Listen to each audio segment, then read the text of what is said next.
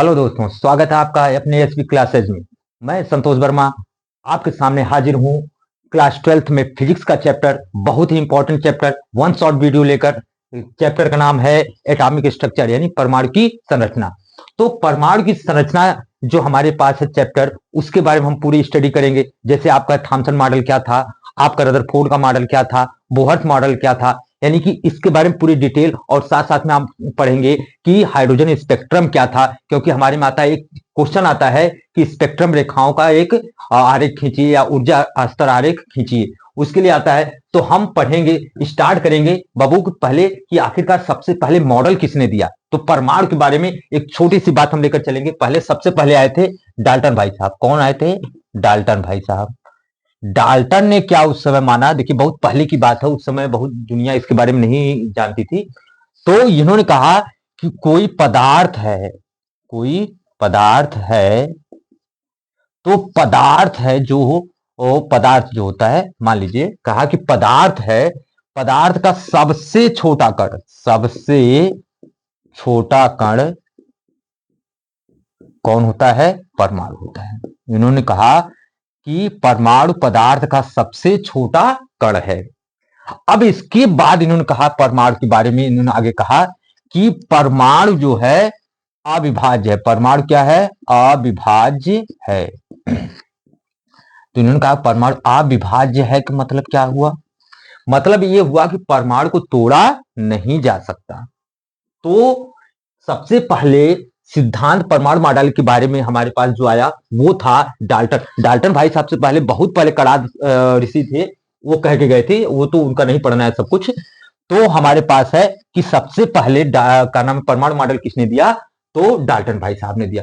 तो उन्होंने क्या कहा कि परमाणु जो है पदार्थ का सबसे छोटा कण है कि जिसे हम तोड़ नहीं सकते, यानी जो अविभाज्य है। लेकिन बाद में पता चला कि परमाणु में, बाद में पता चला, बाद में क्या हुआ, जब इलेक्ट्रॉन प्रोटॉन न्यूट्रॉन सबकी खोज हुई तो बाद में हुआ कि नहीं भाई, परमाणु है वो ठीक है, परमाणु सबसे छोटा कण है, लेकिन परमाणु के अंदर क्या होते हैं?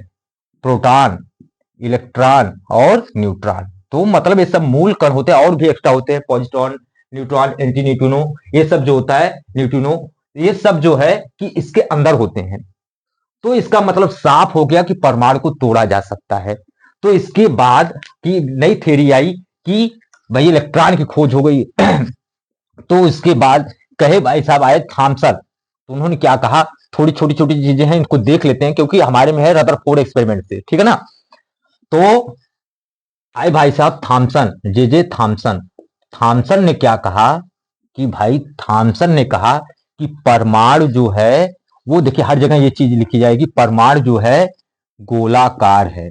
कैसा है? परमाणु गोलाकार, अति सूक्ष्म है। गोलाकार है परमाणु, कैसा है? गोलाकार है, अति सूक्ष्म है। और साथ साथ में इन्होंने कहा परमाणु विद्युत उदासीन है। परमाणु क्या है? विद्युत उदासीन है। अब देखिए, उदासीन का मतलब इसमें कोई इलेक्ट्रॉन प्रोटॉन है नहीं, इसका मतलब नहीं है। मतलब कि उदासीन का अर्थ है कि जहां जितना धन आवेश होता है, जितना धन आवेश, धनावेश, जितना धनावेश होगा उतना ही ऋणावेश होता है। तो ध्यान से समझना कि कह रहा है कि जितना पॉजिटिव चार्ज होगा उतना ही नेगेटिव चार्ज होगा, तभी एक दूसरे को कैंसिल करते हैं तो क्या मिलकर बनता है, उसको हम कहते हैं उदासीन। उदासीन का मतलब ये नहीं कि उसमें इलेक्ट्रॉन और प्रोटॉन है ही नहीं, नहीं, इसका मतलब है कि जहां वो क्या नाम है कि कह रहा है उदासीन का अर्थ ही है कि जितनी धन आवेश की संख्या, जितने पॉजिटिव चार्ज होंगे उतने निगेटिव चार्ज होंगे। तो पहला पॉइंट इन्होंने क्या कहा कि परमाणु गोलाकार अति सूक्ष्म कण है, तथा साथ साथ क्या है कि परमाणु विद्युत उदासीन है।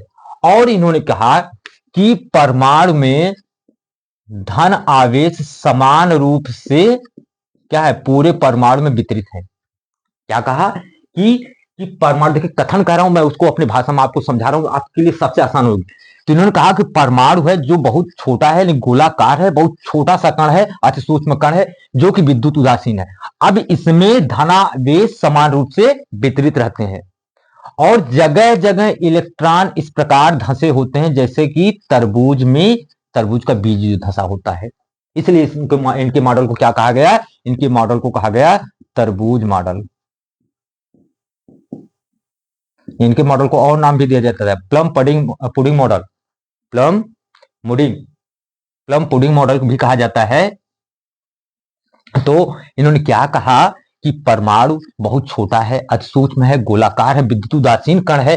कह रहे हैं कि परमाणु में धनावेश समान रूप से वितरित होते हैं और उनके बीच में जगह जगह इलेक्ट्रॉन इस प्रकार धंसे हैं। देखिए जगह जगह इलेक्ट्रॉन इस प्रकार फंसा हुआ है ना, तो इन्होंने कहा इस प्रकार धंसे हुए हैं जैसे तरबूज का रेड वाला पार्ट होता है वो धनावेश है और उसमें जगह जगह बीज लगा होता है। तो इन्होंने कहा कि इलेक्ट्रॉन और पॉजिट्रॉन की बात करें, प्लस प्लस मतलब प्रोटॉन, तो ये उस समय प्रोटॉन की खोज नहीं हुई थी। देखिए जब भाई साहब ने मॉडल दिया उस समय प्रोटॉन की खोज नहीं हुई थी, इसलिए इन्होंने प्रोटॉन के बारे में कुछ भी नहीं कहा। इन्होंने क्या कहा? धनावेश के बारे में कहा। इन्होंने कहा कि परमाणु में, पूरे परमाणु में धनावेश समान रूप से वितरित है। तो इन्होंने क्या कहा? पूरे परमाणु में धनावेश समान रूप से वितरित रहते हैं, समान रूप से वितरित रहते हैं तथा ऋणावेश जगह जगह इस प्रकार धंसे होते हैं जैसे कि तरबूज में बीज। क्या कह रहे हैं? देखिए इन्होंने क्या कहा कि परमाणु अति सूक्ष्म गोलाकार विद्युत उदासीन कण है, पहला पॉइंट हो गया। फिर उन्होंने कहा पूरे परमाणु में धनावेश इस प्रकार वितरित रहते हैं, मतलब कहने का अर्थ है कि धनावेश पूरे परमाणु में समान रूप से चारों तरफ फैले रहते हैं और जगह जगह बीच में जगह जगह क्या होता है कि ऋणावेश धंसे होते हैं, इस प्रकार धंसे होते हैं जैसे तरबूज में बीज धंसे रहते हैं। तरबूज वाला देखिए, तरबूज देखिए कभी रेड पार्ट है, वो उन्होंने कहा उसका धनावेश पार्ट है, और जगह जगह जो उसका बीज है काला काला, वो कह रहे हैं कि जैसे उस प्रकार वो धंसा रहता है उसी प्रकार जो ऋणावेश है वैसे परमाणु में धंसा रहता है। किसके बीच? धनावेश के बीच में। इसलिए इनके मॉडल को क्या कहा गया? तरबूज मॉडल कहा गया। ठीक है ना? तो आप इसके बाद देखिए इन्होंने कुछ नहीं कहा कि इलेक्ट्रॉन कहां है, इसकी कक्षा क्या है, कुछ भी इन्होंने नहीं बताया। तो ये सब कमियां थी, तो इस कमियों को दूर करने के लिए मॉडल आया रदरफोर्ड का। तो रदरफोर्ड भाई साहब ने एक एक्सपेरिमेंट किया, वहीं से आपके चैप्टर में पढ़ना, इस फिजिक्स क्लास 12 की जो फिजिक्स है वन शॉर्ट वीडियो है, तो हम वहीं से शुरू करेंगे। तो हम चलेंगे कहां पे? रदरफोर्ड का अल्फा प्रकीर्णन या अल्फा प्रकीर्णन एक्सपेरिमेंट जो था, रदरफोर्ड का प्रयोग, रदरफोर्ड के अल्फा कणों का प्रकीर्णन। देखिए आता है आप में क्या आएगा? रदरफोर्ड के क्या कर रहा है, देखिए क्वेश्चन क्या क्या आता है। आप में क्वेश्चन दे रखा है कि रदरफोर्ड के परमाणु मॉडल की व्याख्या कीजिए तथा इसकी कमियों को उल्लेख कीजिए। यह कह रहा है अल्फा कणों के प्रकीर्णन के आधार पर रदरफोर्ड ने परमाणु के संबंध में क्या निष्कर्ष निकाले। ये क्वेश्चन था, यह आपका आया हुआ क्वेश्चन है, इस तरह का आता है क्वेश्चन। तो हम रदरफोर्ड का पहले अल्फा कणों का प्रकीर्णन, उस एक्सपेरिमेंट को समझेंगे, क्या उन्होंने कहा, इसके बाद उनके निष्कर्ष को निकालते हैं और उस आधार पर हम परमाणु मॉडल की व्याख्या करते हैं। ठीक है ना? तो आइए, इन्होंने कहा कि हम क्या कर रहे हैं, रदरफोर्ड भाई साहब ने क्या किया कि इन्होंने एक यूरेनियम का ब्लॉक लिया, वहां से अल्फा कण निकाले और सामने उन्होंने रखा एक गोल्ड फॉइल यानी स्वर्ण पन्नी, उस पर अल्फा कणों का बमबारी किया। तो उससे क्या हुआ, उन्होंने क्या देखा कि अधिकांश अल्फा कण इस परमाणु के जो स्वर्ण पन्नी थी उसके आर पार बिना रुके, बिना डिस्टर्ब हुए, देखिए कहीं कुछ रुक नहीं रहा है, सीधे इस साइड से इस साइड, ये क्या है? अल्फा कण। तो उन्होंने कहा कि अधिकांश अल्फा कण परमाणु के आर पार चले जाते हैं बिना डिस्टर्ब हुए, बिना विचलित हुए। डिस्टर्ब मतलब क्या हुआ? बिना विचलित हुए। तो अधिकांश अल्फा कण अधिकांश अल्फा कण परमाणु के सीधे इस साइड से उस साइड चले जाते हैं, इस पार से उस पार चले जाते हैं। मतलब ये हुआ कि ज्यादा से ज्यादा अल्फा कण परमाणु के सीधे दूसरी तरफ निकल गए। तो इन्होंने कहा कि अच्छा, अधिकांश अल्फा कण अगर बाहर निकल गए बिना डिस्टर्ब किए हुए, तो इसका मतलब है कि ये परमाणु जो है, इसका भाग तो ज्यादा से ज्यादा क्या है, खाली है, रिक्त स्थान है। इसका मतलब कि इन्होंने कहा कि चलो भाई, पहला कथन हम क्या कहते हैं कि इन्होंने कहा, निष्कर्ष निकाला, ये इनका निष्कर्ष था इसके ऊपर, तो निष्कर्ष लिखते चलते हैं भाई। तो इन्होंने निष्कर्ष क्या निकाला कि परमाणु का अधिकांश भाग खाली होता है।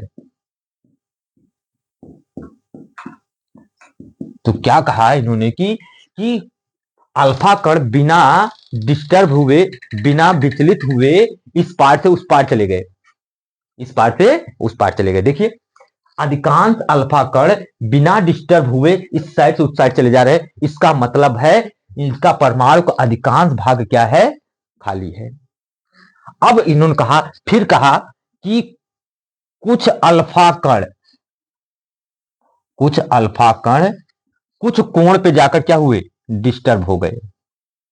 डिस्टर्ब हुए मतलब कुछ कोण पे विक्षेपित हुए। ये अल्फा कण क्या हुए, ये गई प्रकाश किरण, ये आई, ठीक है, ये गई प्रकाश किरण, आई। तो इन्होंने क्या कहा, अधिकांश अल्फा कण बाहर निकल गए, मतलब कि अधिकांश परमाणु का भाग क्या होता है, खाली होता है। कुछ अल्फा कण इसके किनारों से टकरा के केंद्र से जाकर केंद्र के पास गए, वहां से टकराकर विक्षेपित हो गए, कुछ कोण पे विक्षेपित हो गए, विचलित हो गए, डिस्टर्ब होकर निकल गए। इसका मतलब क्या कहा कि जो केंद्र में है वो क्या है, कुछ न कुछ भाग ऐसा है कि जो धनावेशित है। क्यों धनावेशित है, क्योंकि अल्फा कण क्या होता है, 2 हीलियम 4 को क्या बोला गया, अल्फा कण, और अल्फा कण क्या होता है, धनात्मक होता है। तो ये धनावेश यानी कि ये विक्षेपित इसलिए हो रहा है क्योंकि यहां पे इसके समान कोई धनावेशित पार्ट होगा। क्या होगा, इसके समान कोई धनावेशित पार्ट होगा, तभी यहां से विक्षेपित हो रहा है। क्यों, क्योंकि धनावेश और धनावेश के बीच में क्या होता है, प्रतिकर्षण होता है। सेम चार्ज के बीच आपने पहला चैप्टर पर रखा है इलेक्ट्रोस्टैटिक, उसमें क्या हमने सिखाया गया है कि जब सेम चार्ज होंगे तो वहां प्रतिकर्षण होगा, और जब अपोजिट चार्ज होंगे तो वहां क्या होगा, आकर्षण होगा। तो पहली चीज ये था कि कुछ अल्फा कण यानी अधिकांश अल्फा कण तो बाहर निकल गए सीधे बिना डिस्टर्ब किए, तो उन्होंने कहा परमाणु का अधिकांश भाग क्या है, खाली है। ठीक, अब कह रहे हैं ये अल्फा कणों का प्रकीर्णन है, ये एक्सपेरिमेंट है इनका, मैं एक्सपेरिमेंट बता रहा हूं, इसके आधार पर फिर मॉडल की हम व्याख्या करेंगे। तो कह रहा है कि कुछ अल्फा कण यहां केंद्र से टकराकर केंद्र से जाकर कुछ कोण पे जो है विक्षेपित हो गए, कुछ कोण एंगल कुछ रहा होगा, कुछ कोण पे विक्षेपित हो गए। इसका मतलब है ये वाला भाग धनावेश होगा, तभी तो ये क्या हो रहा है कि विक्षेपित हो रहा है, क्योंकि दोनों के बीच में क्या हो रहा है, प्रतिकर्षण। ठीक है ना। तो इन्होंने सेकंड पार्ट का क्या कहा, आइए देखते हैं। कुछ अल्फा कण केंद्र से कुछ कोण पर विक्षेपित हो गए।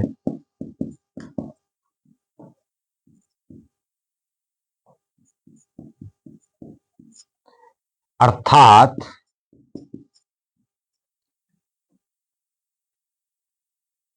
केंद्र का जो भाग है, केंद्र वाला भाग धनावेशित है।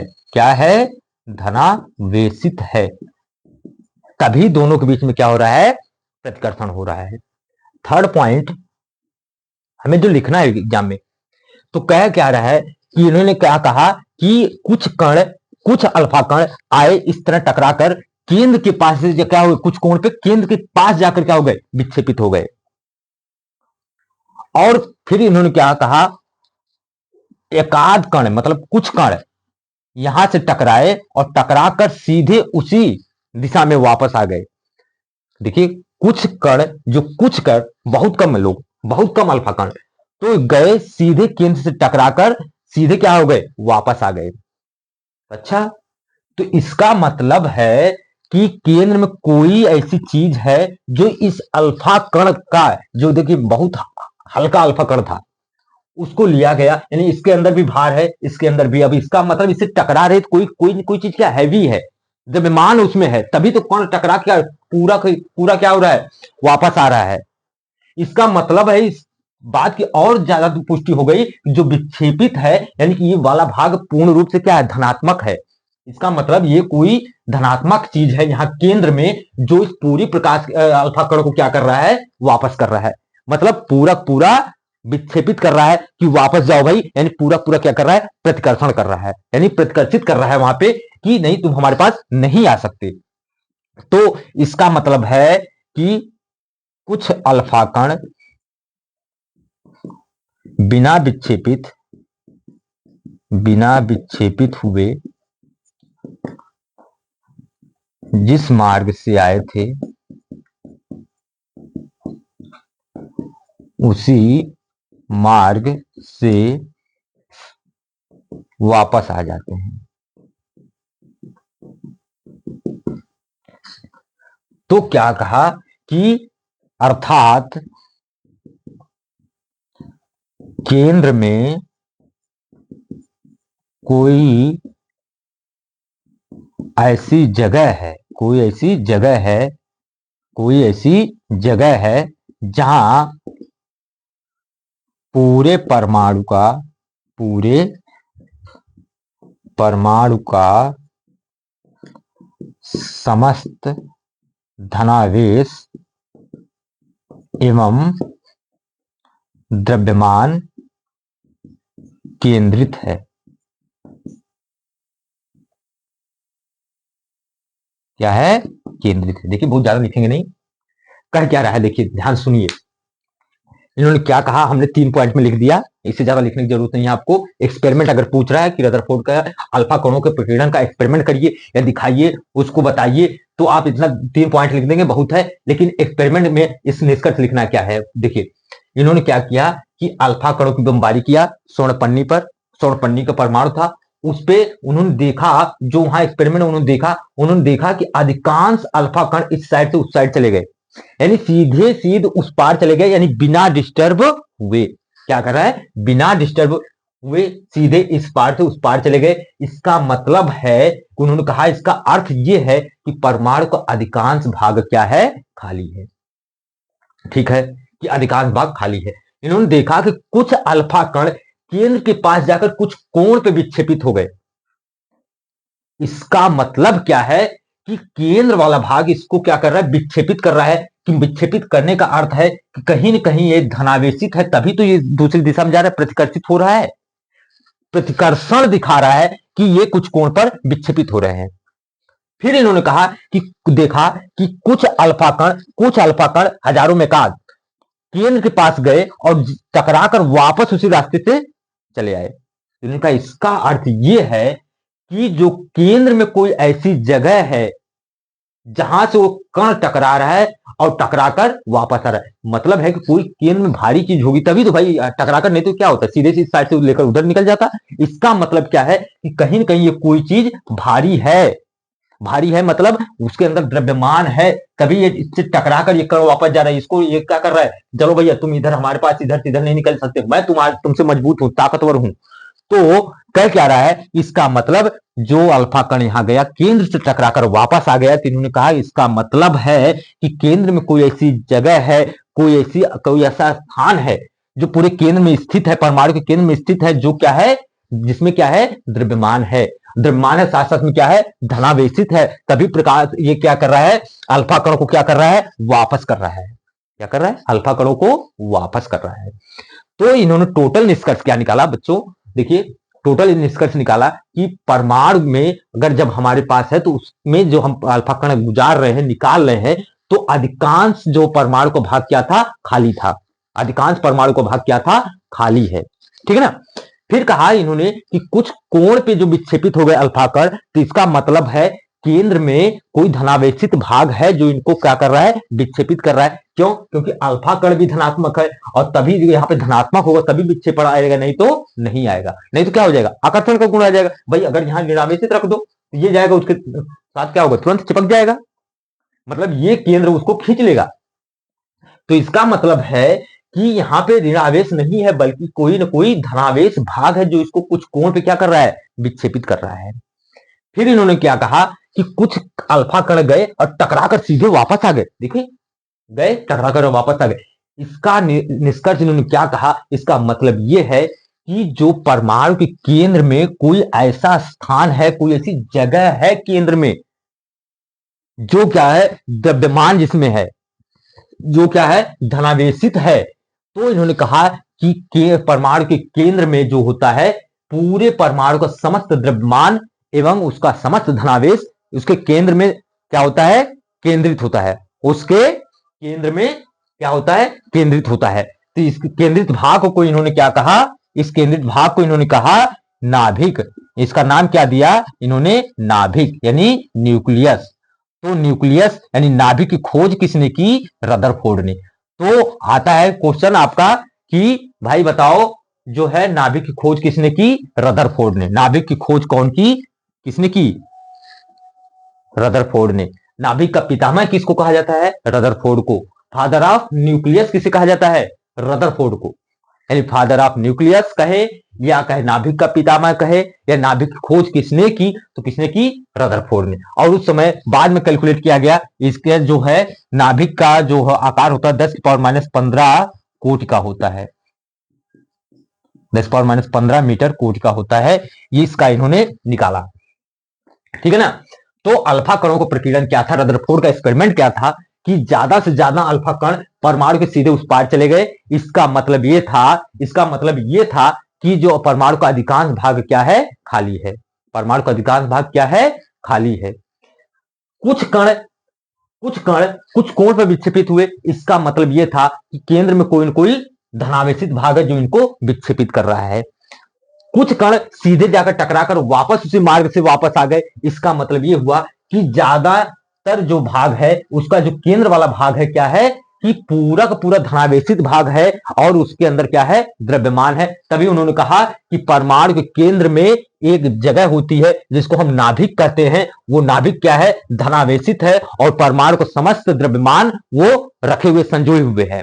तो परमाणु का समस्त द्रव्यमान एवं समस्त धनावेश उसके केंद्रित भाग में, उसके केंद्र में केंद्रित होता है, जिसको हम नाभिक या न्यूक्लियस कहते हैं। इसकी कोटि जो होती है 10⁻15 मीटर की कोटि की होती है, ठीक है ना। ये था अल्फा कणों का प्रकीर्णन। अब इसके आधार पर इन्होंने परमाणु मॉडल दिया। इसके आधार पर तो हम लिखेंगे, चलिए चलते हैं ना। तो ये हमारे पास था कि अब इसके बारे में हमको स्टडी करना है कि क्या था, रदरफोर्ड मॉडल क्या था। रदरफोर्ड का मॉडल क्या था, हम देखते हैं। तो रदरफोर्ड मॉडल हमारे पास है। तो कह क्या रहा है, क्वेश्चन आता है आपका, अल्फा कणों के प्रकीर्णन के आधार पर, अल्फा कणों के प्रकीर्णन के आधार पर, अल्फा कणों के प्रकीर्णन के आधार पर रदरफोर्ड का परमाणु मॉडल, रदरफोर्ड का परमाणु मॉडल।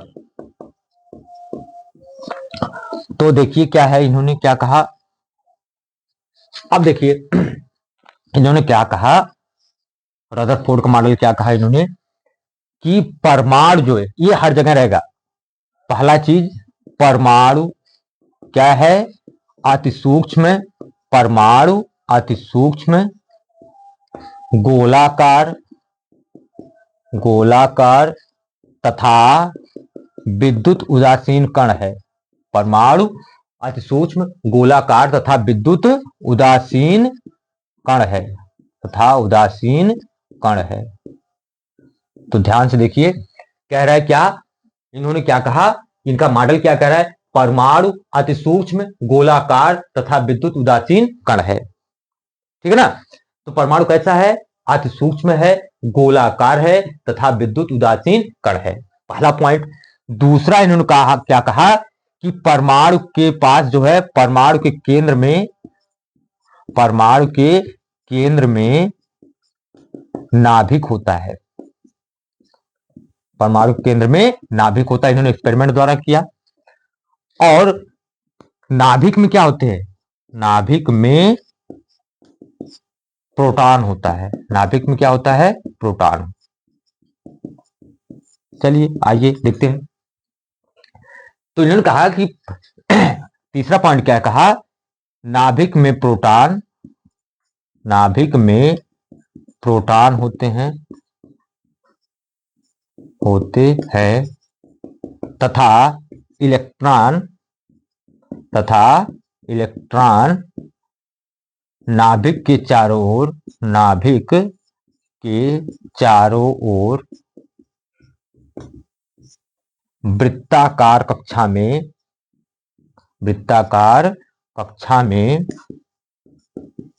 चक्कर लगाते हैं, वृत्ताकार कक्षा में चक्कर लगाते हैं। अब देखिए इन तीन ही पॉइंट को लेकर हम आगे बढ़ जाते हैं, ठीक है ना। क्या कहा इन्होंने कि परमाणु है, परमाणु क्या है, गोलाकार है, अति सूक्ष्म गोलाकार है, लेकिन कैसा है, विद्युत उदासीन कण है। फिर इन्होंने कहा कि परमाणु के केंद्र में नाभिक होता है, इन्होंने कहा ये नाभिक है। बाबू समझ लो बस केवल बढ़िया से, देखो समझा रहा हूं, ये नाभिक है, ये नाभिक में क्या हो गए, प्रोटॉन, और इसके चारों तरफ अलग अलग कक्षाओं में इलेक्ट्रॉन चक्कर लगाते हैं। तो क्या कहा कि परमाणु है, परमाणु के केंद्र में क्या है, नाभिक है, नाभिक के चारों ओर कई कक्षाएं हैं। ध्यान देना इस बात को कि उन्होंने कहा कि अधिकांश भाग खाली है, इसका मतलब क्या है, कक्षाएं हैं वो।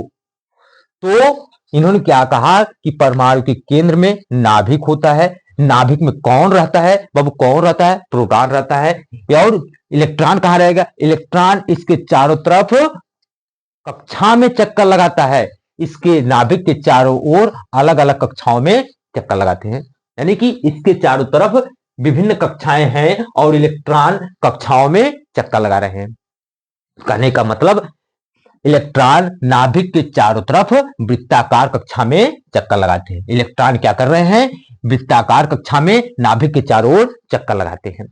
अब देखिए इन्होंने कहा कि चलिए ठीक है कि हम ये कह दे रहे हैं कि भाई हमारा अल्फा कणों के प्रकरण के आधार पर क्या है, इसका एक्सपेरिमेंट क्या है, इनका मॉडल क्या है। इन्होंने क्या कहा कि सिर्फ देखिए थॉमसन भाई साहब ने क्या कहा था, उनको प्रोटॉन के बारे में पता ही नहीं, इलेक्ट्रॉन के बारे में केवल उन्होंने खोज की थी। तो उन्होंने क्या कहा था कि जो इलेक्ट्रॉन और प्रोटॉन की बात उन्होंने की ही नहीं, उन्होंने क्या कहा था कि परमाणु अति सूक्ष्म गोलाकार तथा विद्युत उदासीन कण है और धनावेश भाग समान रूप से पूरे परमाणु में फैला रहता है और इलेक्ट्रॉन उनके बीच में कहीं जगह जगह पे धंसे होते हैं, इसलिए उनके मॉडल को तरबूज मॉडल कहा गया था। तो रदरफोर्ड भाई साहब आए तो इन्होंने कहा कि हम एक्सपेरिमेंट करते हैं, तो उन्होंने एक्सपेरिमेंट किया, तो इस एक्सपेरिमेंट के आधार पर उन्होंने कहा नहीं भाई ऐसा नहीं है कि जो है, उन्होंने कहा परमाणु अति सूक्ष्म गोलाकार तथा विद्युत उदासीन कण है, ये तो है, फिक्स है, लेकिन इसके केंद्र में एक भाग होता है जिसको हम नाभिक कहते हैं। नाभिक में कौन रहेगा, प्रोटॉन रहेगा, यानी नाभिक में धनावेश भाग कौन है, प्रोटॉन है। अब इस प्रोटॉन है तो इस नाभिक के चारों ओर उन्होंने कहा कि इलेक्ट्रॉन वृत्ताकार कक्षाओं में चक्कर लगाते हैं। क्या करते हैं, इलेक्ट्रॉन इन वृत्ताकार कक्षाओं में घूम रहे, तो वृत्ताकार कक्षाओं में इलेक्ट्रॉन चक्कर लगाते हैं। ठीक है, इसके बाद इन्होंने और कुछ नहीं कहा। अब इसके बाद अपना निष्कर्ष खुद सोचिए, अब सोचना है आपको। अब कह रहा है कि अगर इलेक्ट्रॉन लगातार चक्कर लगा रहा है तो इसकी गति के बारे में तो कुछ कहा ही नहीं, भाई कितना स्पीड होगी, कितनी स्पीड इसकी होगी इलेक्ट्रॉन की, नहीं पता। अगर ये घूम रहा है तो इसका मतलब क्या है, यहां क्या है, धनावेशित है। अब देखिए हम दिखा रहे हैं आपको, अब इसको हटा देना है, देखिए, क्योंकि अब हम थोड़ा इस पर निष्कर्ष निकाल रहे हैं, तो कमियों के बारे में भी जानना है, ठीक है ना। तो कमी के बारे में भी जानना है तो हम कमी भी देखेंगे इनका। तो उन्होंने क्या कहा कि अगर इलेक्ट्रॉन है, ये धनावेश भाग है, और धनावेश और ऋण आवेश के बीच में क्या होता है, आकर्षण होता है। इसका मतलब यहां क्या काम कर रहा है, विद्युत आकर्षण बल, यानी कि यहां क्या कर रहा है, Fe काम कर रहा है, इलेक्ट्रोस्टैटिक फोर्स, इसको क्या कहते हैं, वैद्युत आकर्षण बल, वैद्युत आकर्षण बल, कूलम्ब लॉ वाला वैद्युत आकर्षण बल काम कर रहा है। क्यों, क्योंकि एक धनावेश और एक ऋणावेश, जहां दो ध्रुव होंगे इसका मतलब है धनावेश और ऋणावेश हो, चाहे दो धनावेश हो चाहे ऋणावेश हो, वहां तो बल काम करेगा। लेकिन यहाँ पे दोनों आकर्षण वाला वैद्युत आकर्षण बल, हमने इसलिए लिखा आकर्षण बल क्योंकि एक पॉजिटिव एक निगेटिव है। अब इसका मतलब है ये इसको खींच रहा है, यानी इसको खींच रहा है, तो इलेक्ट्रॉन भाई साहब को नीचे आ जाना चाहिए, क्योंकि इलेक्ट्रॉन लगातार चक्कर लगा रहा है, चक्कर लगा रहा है, चक्कर लगा रहा है। अब भाई अब लगातार अपनी क्या है, लगातार तुम दौड़ो, कितनी एनर्जी तुम्हारे पास, ताकत कितनी होगी, ज्यादा तो होगी नहीं, तो थोड़ी देर बाद क्या होगा, थकान तो आएगी। मतलब आपने अपने एनर्जी क्या किया, लॉस किया। तो वही कह रहा है कि जब इलेक्ट्रॉन इसके चारों तरफ चक्कर लगा रहा है, इलेक्ट्रॉन क्या कर रहा है, चक्कर लगा रहा है, तो इलेक्ट्रॉन लगातार चक्कर जब लगाएगा तो धीरे धीरे इसकी ऊर्जा खत्म होनी चाहिए और इसको क्या करना चाहिए, नाभिक में गिर जाना चाहिए। यही तो है, यही तो सिद्धांत electromagnetic waves. Electromagnetic waves waves में क्या कहा था उन्होंने कि कहा गया कि ऐसा है कि अगर कोई आवेशित कण है उसे त्वरित कर दिया जाए, कोई आवेशित कण है उसे त्वरित किया जाए, तो वो लगातार ऊर्जा का उत्सर्जन करती जाएगी। और किसके रूप में करेगी ऊर्जा, देखिए जब भी ऊर्जा का उत्सर्जन होता है किसके रूप में होता है, विकिरण के रूप में। और ऊर्जा का उत्सर्जन विकिरण के रूप में होता है, इसका मतलब लगातार ऊर्जा इसकी उत्सर्जित हो जाएगी, खत्म होती जाएगी, हटती चली जाएगी, यानी लॉस होती चली जाएगी, ऊर्जा का ह्रास होता चला जाएगा। तो एक टाइम ऐसा आएगा इलेक्ट्रॉन भाई साहब को इसके अंदर गिर जाना चाहिए, है इलेक्ट्रॉन को गिर जाना चाहिए। और इलेक्ट्रॉन जैसे इसका गिर जाएगा, मतलब क्या हुआ, नाभिक में धनावेश और ऋणावेश दोनों आ गए, मतलब परमाणु का स्थायित्व तो खत्म, यानी परमाणु का कोई मतलब ही नहीं रहा। क्यों, क्योंकि अभी तो एक्सपेरिमेंट किया गया था कि अधिकांश भाग खाली है, इसके अंदर केवल नाभिक है, नाभिक के अंदर क्या है, प्रोटॉन धनावेशित भाग है, ऋणावेशित तो है ही नहीं। इसका मतलब यह हुआ कि इनकी कमी क्या थी, कि कमियां देखिए, इनकी कमियां या दोष आता है, कमियां या दोष, दोष के बारे में भी हम बता रहे हैं। तो इन्होंने क्या कहा, देखिए कि जब वृत्तिगत होती है, देखिए जब वृत्तिगत होती है तो कोई भी चीज अगर पार्टिकल चक्कर लगा रहा है, देखिए चक्कर लगा रहा है, जिसके केंद्र की तरफ एक बल लगता है उसको बोलते हैं अभिकेंद्रीय बल। उसको क्या बोला जाता है, अभिकेंद्रीय बल। क्या बोलेंगे बाबू, अभिकेंद्रीय बल। अब ये लगातार चक्कर लगाता है, इसको बैलेंस करने के लिए, देखिए इसको अगर ये केवल इधर इसका अपोजिट कोई नहीं होगा, अपोज करने वाला नहीं होगा, तो ये सीधे अंदर चला जाएगा। तो इसके अंदर इसको बैलेंस करने के लिए क्या होता है कि इसका बाहर जो इसका अपोज कौन करता है उसको बोलते हैं अपकेंद्रीय बल। तो बाद में इन्होंने बता दिया था कि चलो भाई अब केंद्रीय बल और अपकेंद्रीय बल एक दूसरे को क्या कर रहे हैं, बैलेंस कर दे रहे हैं। इसलिए इलेक्ट्रॉन जो है इसके चारों तरफ चक्कर लगाता रहता है और वो नाभिक में नहीं गिरता है। तो देखिए इसका मतलब है इन दोनों के बीच स्थिर वैद्युत बल यानी कि वैद्युत आकर्षण बल कार्य कर रहा है, साथ में इसको बैलेंस करने के लिए कौन आ रहा है, एक अपकेंद्रीय बल। कौन आ रहा है, इसको बैलेंस करने के लिए कौन आता है, अपकेंद्रीय बल। जो अपकेंद्रीय बल इसके बल को बैलेंस किया जाता है और लगातार इलेक्ट्रॉन क्या कर रहा है, वृत्ताकार कक्षा में चक्कर लगा रहा है। हाथ पकड़ के दो लोग अपना अपना खींचे, देखिए आप इसको खींचे रहेंगे और वो आपको खींचा रहेगा, आपको लगेगा केंद्र की तरफ हमारा हाथ खींचा हुआ है। तो मतलब है कि एक दूसरे को बैलेंस करते हुए इलेक्ट्रॉन लगातार चक्कर लगा रहा है। लेकिन इन्होंने तो कुछ कहा ही नहीं। क्यों, कि इन्होंने कहा कि इलेक्ट्रॉन जो है परमाणु के बाहर यानी परमाणु में नाभिक के चारों तरफ वृत्ताकार कक्षा में चक्कर लगाते हैं।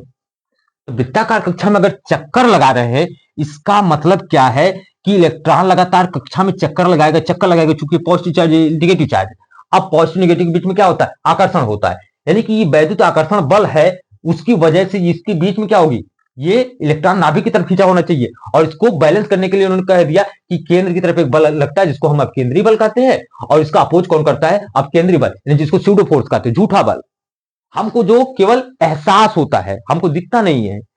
तो ये दोनों एक दूसरे को बैलेंस कर देते हैं और इलेक्ट्रॉन इसमें गिरता नहीं है, और इस तरह वो लगातार कार्य करता है, वृत्ताकार कक्षा में चक्कर लगा रहा है। तो उन्होंने कहा अच्छा, तो लेकिन आगे चलकर क्या हुआ कि जब आई थियरी तो उन्होंने क्या कहा, इलेक्ट्रोमैग्नेटिक वेव थियरी क्या कहती है, उन्होंने कहा कि जब कोई आवेशित कण है, जब कोई आवेशित कण है, अगर वो उसे त्वरित कर दिया जाए, अगर उसे त्वरित कर दिया जाए तो लगातार ऊर्जा का वो क्या करेगी, उत्सर्जन करेगी। और लगातार ऊर्जा को उत्सर्जन करते करते करते उसके अंदर क्या होगा, ऊर्जा कम होती जाएगी, ऊर्जा कम होती जाएगी, और ऊर्जा कम होती जाएगी। इसका मतलब है उसकी त्रिज्या धीरे धीरे क्या होनी चाहिए, छोटी होती चली जाएगी। उसकी त्रिज्या क्या होगी, छोटी होती चली जाएगी।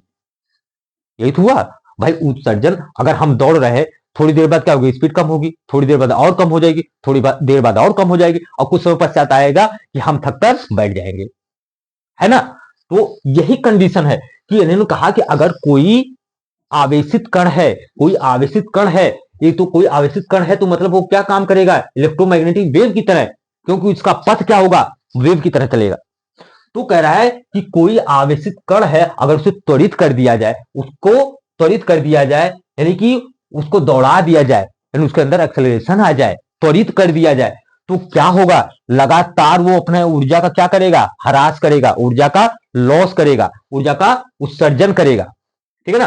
और ऊर्जा का उत्सर्जन लगातार होता रहेगा, लगातार होता रहेगा, लगातार होता रहेगा, और एक टाइम यानी कि जैसे जैसे इसका ऊर्जा का उत्सर्जन होगा, धीरे धीरे वो क्या होगा, नाभिक नजदीक आता जाएगा। भाई इसका ऊर्जा खत्म हो, जिसकी ऊर्जा खत्म होती जाएगी तो क्या होगा, धीरे धीरे धीरे धीरे नीचे आएगा।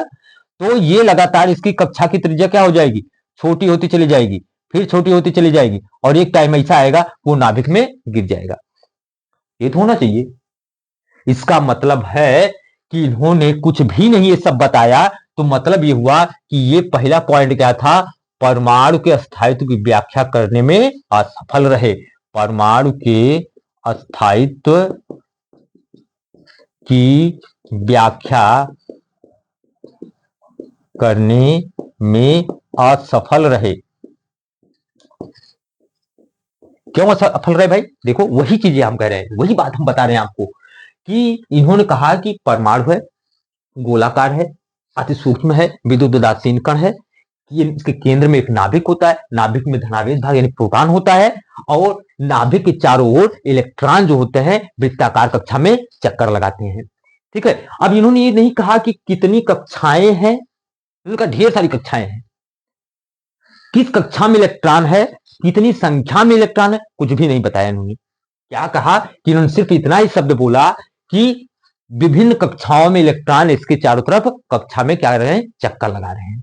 नाभिक के चारों तरफ विभिन्न कक्षाओं में इलेक्ट्रॉन चक्कर लगा रहे हैं, बस इतना ही इन्होंने कहा। तो अब निष्कर्ष ये निकाला जाए कि जब वृत्ताकार गति होती है तो उसमें अपकेंद्री बल और केंद्रीय बल होता है, ये दोनों एक दूसरे को बैलेंस करते हुए चलते हैं। तो यहां पे एक आकर्षण बल काम कर रहा है कि पॉजिटिव नेगेटिव चार्ज है। अब पॉजिटिव नेगेटिव चार्ज में इलेक्ट्रॉन कह रहा है क्या है, वृत्ताकार कक्षा में चक्कर लगा रहा है। अब अगर इलेक्ट्रॉन वृत्ताकार कक्षा में चक्कर लगाए तो इलेक्ट्रॉन होता कैसा, ऋण आवेशित। तो इलेक्ट्रोमैग्नेटिक वेव थ्योरी क्या कहती है कि अगर कोई ऋण आवेशित यानी या धनावेशित, वो अलग बात है, कोई आवेशित है, अगर कोई आवेशित वस्तु है या आवेशित कण है, अगर वो लगातार घूमे, वो चक्कर लगाए, यानी उसे त्वरित कर दिया जाए, अगर उसे त्वरित कर दिया जाए तो क्या करता है, वो ऊर्जा का उत्सर्जन करेगा। तो ऊर्जा का उत्सर्जन किसके रूप में होगा, विकिरण के रूप में, रेडिएशन।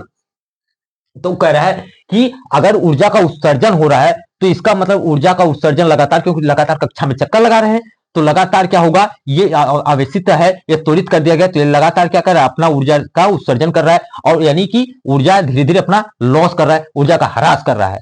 जब ऊर्जा का ह्रास करेगा तो धीरे धीरे क्या करता चला जाएगा, नाभिक के नजदीक आता चला जाएगा। इसका मतलब ये है कि धीरे धीरे ये क्या होगा, इसकी कक्षा की त्रिज्या जो धीरे धीरे क्या हो जाएगी, छोटी होती जाएगी, छोटी होती जाएगी, और एक टाइम ऐसा आएगा कि इलेक्ट्रॉन नाभिक के अंदर गिर जाएगा, और इलेक्ट्रॉन नाभिक के अंदर ही अगर गिर गया तो परमाणु का स्थायित्व तो ही खत्म, यानी उसकी क्या कहते हैं, उसका महत्व ही खत्म हो गया। तो मतलब अस्थायित्व तो रहा ही नहीं, अब परमाणु का कोई अस्तित्व ही नहीं रहा, मतलब परमाणु का अस्तित्व ही खत्म हो गया, लॉस हो गया, क्योंकि नाभिक के अंदर चला गया इलेक्ट्रॉन। और जबकि ये है पूरा पता है कि इलेक्ट्रॉन जो नाभिक के चारों तरफ चक्कर लगाते हैं, वो इलेक्ट्रॉन नाभिक में नहीं रहते, नाभिक में क्या रहता है, सिर्फ धनावेश भाग रहता है, मतलब परमाणु का हो गया, अस्तित्व खत्म हो गया। इसलिए इन्होंने परमाणु के बारे में जो भी कहा उसके आधार पे परमाणु के स्थायित्व की व्याख्या नहीं हो सकती। ठीक। और दूसरी बात इन्होंने क्या कहा कि जब मैक्स प्लैंक थ्योरी थी उसमें तो इन्होंने क्या कहा कि अगर जो कक्षा है, ये नाभिक है, इसमें धनावेश भाग है, इलेक्ट्रॉन लगातार चक्कर लगा रहा है, ये चक्कर लगा रहा है, इलेक्ट्रॉन चक्कर लगा रहा है, अगर इसके सामने एक पर्दा लगा दिया जाए, पर्दा लगाइए, क्या लगा दिया जाए, पर्दा, तो उन्होंने कहा कि ऊर्जा विकिरण के रूप में आ रही है, यानी कि रेडिएशन हो रहे हैं, तो उन्होंने कहा कि ऊर्जा का ह्रास होता है, ऊर्जा का ह्रास होता है। तो ये सामने जो है पर्दा में जो ऊर्जा अगर लगातार जाती, ऊर्जा लगातार जाती, कहने का मतलब है अगर ऊर्जा का उत्सर्जन लगातार आ रहा है, ऊर्जा का उत्सर्जन लगातार आ रहा है, तो इसका मतलब है कि यहां पे जो इस पे हमें धब्बा मिलता है, यहां पे जो स्पेक्ट्रम मिलता है, धब्बे को क्या कहा गया? स्पेक्ट्रम। एक परछाई टाइप में बनती है धब्बा, धड़क धड़क, जिसको आप शैडो कहते हैं या आप कहते हैं स्पॉट कहते हैं। तो जो है विभिन्न प्रकाश की किरणों का एक समूह होता है, उसी को स्पेक्ट्रम बोला जाता है। चलिए आइए, तो जो है ये हमें लगातार मिलना चाहिए। अगर ऊर्जा का उत्सर्जन हो रहा है, ऊर्जा का उत्सर्जन कर रहे हैं, ये लगातार ऊर्जा का उत्सर्जन कर रहे हैं, तो हमें क्या होना चाहिए? ये जो स्पॉट मिल रहे हैं हमें कॉन्टिन्यूअस मिलना चाहिए। हमें जो आरेख मिल रहा है, जो स्पेक्ट्रम मिल रहा है, वो कैसा मिलना चाहिए? सतत। सतत मतलब कॉन्टिन्यूअस मिलना चाहिए, लगातार होना चाहिए, ऐसा कॉन्टिन्यूअस होना चाहिए। कैसा होना चाहिए? कॉन्टिन्यूअस। नहीं, लगातार ऊर्जा का अगर उत्सर्जन हो रहा है तो इसका जो आरेख हमें मिलना चाहिए, जो स्पेक्ट्रम मिलना चाहिए पर्दे पर, वो कैसा होना चाहिए? सतत होना चाहिए। यानी कि यहाँ पे लगातार जो है एक पॉइंट पॉइंट पॉइंट पॉइंट धब्बा बनते चला जाना चाहिए, लेकिन ऐसा नहीं होता है। देखा गया कि ऊर्जा जो उत्सर्जन होता है उसके द्वारा स्पॉट कुछ देरी बाद यहाँ आया, कुछ देरी बाद जो है यहां प्राप्त हुआ। मतलब क्या मिला हमको? एक लीनियर में मिला, एक रैखिक मिला। तो इसका मतलब है स्पेक्ट्रम के बारे में, उत्सर्जन स्पेक्ट्रम के बारे में व्याख्या नहीं कर पा रहे हैं। इनके परमाणु मॉडल के आधार पर हम क्या कर रहे हैं? उत्सर्जन स्पेक्ट्रम, उत्सर्जन स्पेक्ट्रम की व्याख्या नहीं कर पाए।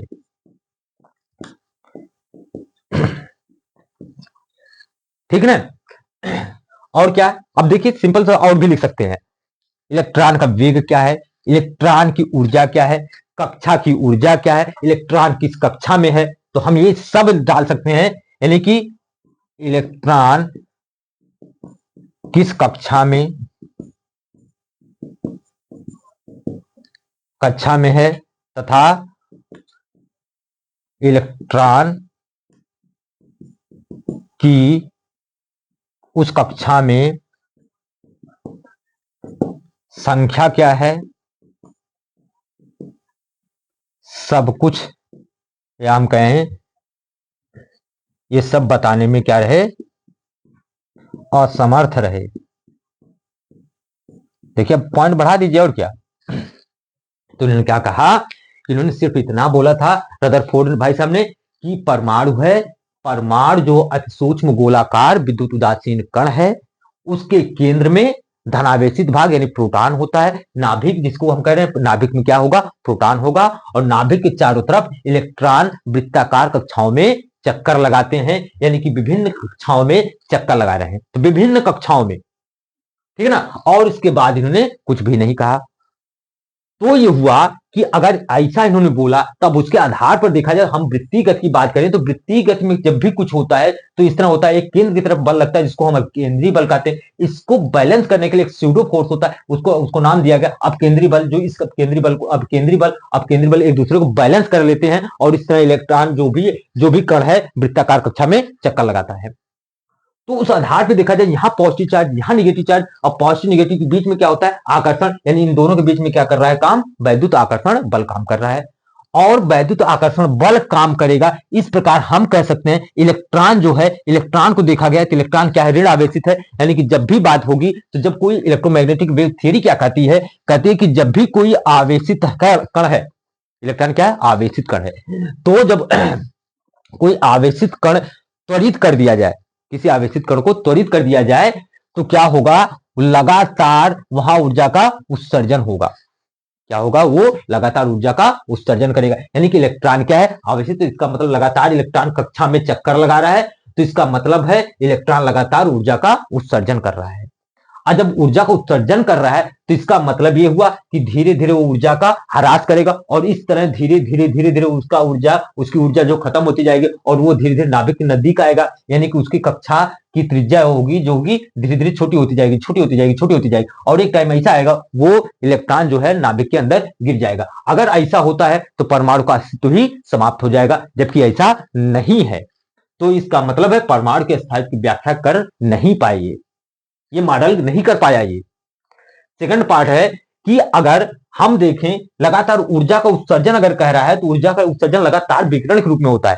तो ऊर्जा का उत्सर्जन लगातार अगर हो रहा है, ऊर्जा का उत्सर्जन लगातार हो रहा है, तो हम सामने पर्दे पर देखते हैं तो देखा गया ये कि वहां पे जब हाइड्रोजन स्पेक्ट्रम के बारे में बोर्ड ने बताया था आगे चल के, तो लगातार ऊर्जा का उत्सर्जन हो रहा है, तो पर्दे पर देखा गया तो इसका मतलब वहां पे लीनियर, यानी कि उसको वहां पे क्या होना चाहिए, कंटिन्यूअस होना चाहिए। क्या कह रहा है, ये कंटिन्यूअस मिला, ये होना चाहिए। यानी कि ऊर्जा का उत्सर्जन अगर लगातार हो रहा है तो यहाँ पे जो है लगातार एक स्पॉट मिलना चाहिए। लगातार स्पॉट का मतलब है कोई स्पेस नहीं होना चाहिए, मतलब लगातार ऊर्जा का उत्सर्जन का अर्थ है कि पर्दे पर जो है जो हमें रेखा मिलेगी वो कंटिन्यूअस वाली मिलनी चाहिए, यानी कि इस तरह गाढ़ी वाली, एकदम स्पेस नहीं। तो उसको स्पेक्ट्रम कहा गया। यानी स्पेक्ट्रम कैसा मिलना चाहिए, ये भाग जो है यहाँ पे जो मिलेगा वो स्पेक्ट्रम होगा, उसे क्या कहा गया, स्पेक्ट्रम। तो स्पेक्ट्रम में उसका जो है कंटिन्यूअस मिलना चाहिए, जबकि ऐसा नहीं है। जबकि कैसा है कि देखा गया कि उसका स्पेक्ट्रम कैसा है, रैखिक है। उसका स्पेक्ट्रम कैसा प्राप्त होता है, रैखिक स्पेक्ट्रम प्राप्त होता है, यानी लीनियर स्पेक्ट्रम प्राप्त होता है। इसका मतलब है कि उत्सर्जन स्पेक्ट्रम की व्याख्या नहीं कर पाए। क्या नहीं कर पाए, उत्सर्जन स्पेक्ट्रम की व्याख्या नहीं कर पाए। तीसरी चीज अब इसमें आप ऐड करिए कि इसका मतलब है केवल ये बताए कि इलेक्ट्रॉन विभिन्न कक्षाओं में चक्कर लगा रहे हैं नाभिक के चारों ओर। इसका मतलब कितनी कक्षाएं हैं, नहीं बताए। इलेक्ट्रॉन किस कक्षा में है, नहीं बता पाए। इलेक्ट्रॉन का वेग क्या है, किस वेग से घूम रहा है, नहीं बता पाए। उस इलेक्ट्रॉन की ऊर्जा क्या है, नहीं बता पाए। इलेक्ट्रॉन ऊर्जा जो इलेक्ट्रॉन की है कि कक्षा की है, नहीं बता पाए। और अगर कोई चीज घूम रही है तो उसके अंदर क्या होगी, काइनेटिक एनर्जी यानी गतिज ऊर्जा। और अगर वस्तु रुकी हुई है तो उसके अंदर कौन सी ऊर्जा होती है, स्थितिज ऊर्जा। और दोनों को मिला दिया जाए तो टोटल टोटल एनर्जी हो जाएगी, यानी kinetic energy, potential energy, total energy कुछ भी नहीं बता पाए। यानी कहने का अर्थ है टोटली इन्होंने जो एक नहीं कर पाए, हमने आपके सामने लिख दिया। ये था आपका कि रदरफोर्ड का अल्फा प्रकीर्णन क्या है और उसका एक्सपेरिमेंट क्या है, उसके आधार पर उसकी व्याख्या कैसे करोगे। रदरफोर्ड का परमाणु मॉडल क्या है, उसकी कमियां क्या क्या रह गई। अब इसी चीज को आगे बढ़ाने के लिए हमारे भाई साहब आए बोर, नील्स बोर। तो बोहर भाई साहब आए तो हम लिखेंगे बोहर का मॉडल क्या है, क्योंकि क्वेश्चन आप में आया है हाइड्रोजन परमाणु के लिए बोहर की अवधारणाएं, पॉस्टुलेशंस। तो देखिए उन्होंने कुछ नहीं कहा, बस रदरफोर्ड के मॉडल को ही लिया, बस उसके आधार पर उसमें थोड़ा सा चेंज कर दिया। बस जहां इन्होंने कहा कि अलग अलग चीजें, वहां इन्होंने केवल जोड़ दिया निश्चित चीज, बस और कुछ नहीं। तो आइए हम पढ़ते हैं बोहर्स एक्सपेरिमेंट, यानी बोहर्स एक्सपेरिमेंट नहीं बल्कि कहेंगे पॉस्टुलेशंस, यानी कि अभिधारणाएं। ठीक है ना, अवधारणाएं कहिए अभिधारणाएं कहिए एक ही बात है। इन्होंने कोई एक्सपेरिमेंट वैसा किया नहीं, बस केवल इन्होंने अपनी अभिधारणा दी थी। ठीक है ना, तो आइए पढ़ते हैं क्या बोहर का मॉडल, यानी बोहर मॉडल या बोहर परमाणु मॉडल, बोहर का परमाणु मॉडल या बोहर का परमाणविक मॉडल, जो भी कह लीजिए सब एक ही है। तो हम पढ़ते हैं क्या बोहर का परमाणु मॉडल, बोहर का परमाणु मॉडल। बोहर का परमाणु मॉडल कहिए या आप कहिए बोहर्स एटॉमिक मॉडल। अब ये क्या था, इसमें थी इनकी ये अभिधारणाएं हैं। क्या है, अभिधारणाएं, या कहीं कहीं लिखा था अवधारणा, लिखिए अवधारणाएं। तो जो भी लिखा रहे एक ही मतलब है, मॉडल कहे, अभिधारणा कहे, अवधारणा कहे, पॉस्टुलेशंस कहे, पॉस्टुलेशन पॉस्टुलेशंस कहे, सबका अर्थ एक ही है। अब इन्होंने क्या कहा, इन्होंने कहा मैक्स प्लैंक की थ्योरी के आधार पर इन्होंने व्याख्या दी थी। मैक्स प्लैंक ने क्या कहा था, जो ऊर्जा का उत्सर्जन या अवशोषण जो होगा, ऊर्जा का उत्सर्जन हो या अवशोषण हो, वो पैकेट के रूप में होगा, वो पैकेट के रूप में होगा, यानी एनर्जी बंडल के रूप में होगा। उसी को उन्होंने कहा क्वांटा कहा। तब इन्होंने दिया था E is equal to H nu. ये क्या है, ऊर्जा है, एच क्या है, प्लांक कांस्टेंट है, ये न्यू क्या है, उसकी आवृत्ति है। तो ये ऊर्जा जो पैकेट के रूप में आएगी, किसके रूप में आएगी, ऊर्जा का उत्सर्जन। उन्होंने कहा ऊर्जा का उत्सर्जन, थोड़ा सा बता दे रहे हैं, ऊर्जा का उत्सर्जन या कह सकते हैं अवशोषण पैकेट्स के रूप में होता है। किसके रूप में, पैकेट्स के रूप में होता है, जिसे इन्होंने क्या कहा, क्वांटा कहा। क्या कहा, क्वांटा।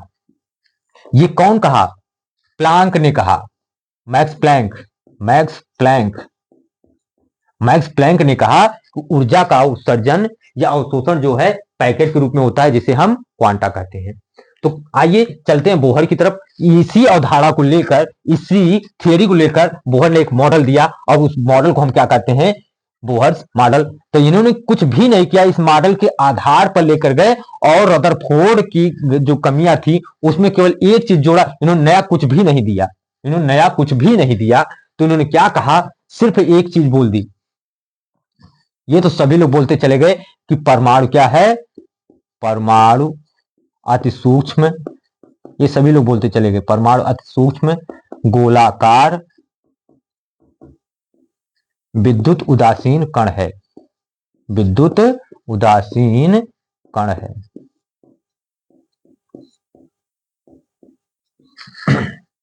अब देखिए इन्होंने क्या कहा कि जो नाभिक है, ये क्या है, नाभिक, नाभिक में कौन होगा, प्रोटॉन होगा। इसके चारों तरफ कौन घूमेगा, इलेक्ट्रॉन। इन्होंने कहा कि नाभिक के चारों ओर कुछ निश्चित कक्षाओं में ही इलेक्ट्रॉन घूमते हैं। हाँ, इसके चारों तो बहुत कक्षाएं हैं। अब जैसे पीरियोडिक टेबल आप लोग पढ़ते हैं तो आवर्त नंबर 7 तक पढ़ते हैं। इसका मतलब कक्षा की संख्या कितनी हो गई, 7। आज तक 7 ही खोजी गई, 8वीं कक्षा भी तक नहीं खोजी गई है, क्योंकि हमारे पास जितने एलिमेंट हैं 7 आवर्त में पूरे हो जाते हैं, इसलिए कक्षा की संख्या कितनी बोली गई है, 7 ही। तो उन्होंने क्या कहा कि नाभिक के चारों ओर विभिन्न कक्षाएं संभव है, लेकिन इलेक्ट्रॉन सभी कक्षाओं में नहीं घूमते, बल्कि कुछ निश्चित कक्षाओं में ही चक्कर लगाते हैं। ठीक है ना। तो इसका मतलब इन्होंने क्या कहा कि नाभिक के चारों ओर, मान लीजिए ये है कई चक्कर। तो उन्होंने क्या कहा, देखिए 1 2 3 4 अनेकों हैं। तो उन्होंने क्या कहा, नाभिक के चारों ओर, नाभिक के चारों ओर विभिन्न कक्षाएं संभव हैं। क्या है, विभिन्न कक्षाएं संभव हैं, परंतु इलेक्ट्रॉन सभी कक्षाओं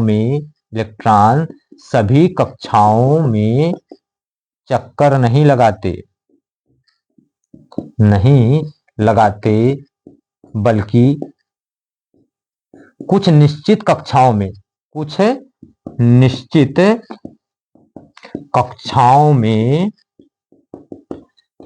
तथा निश्चित संख्या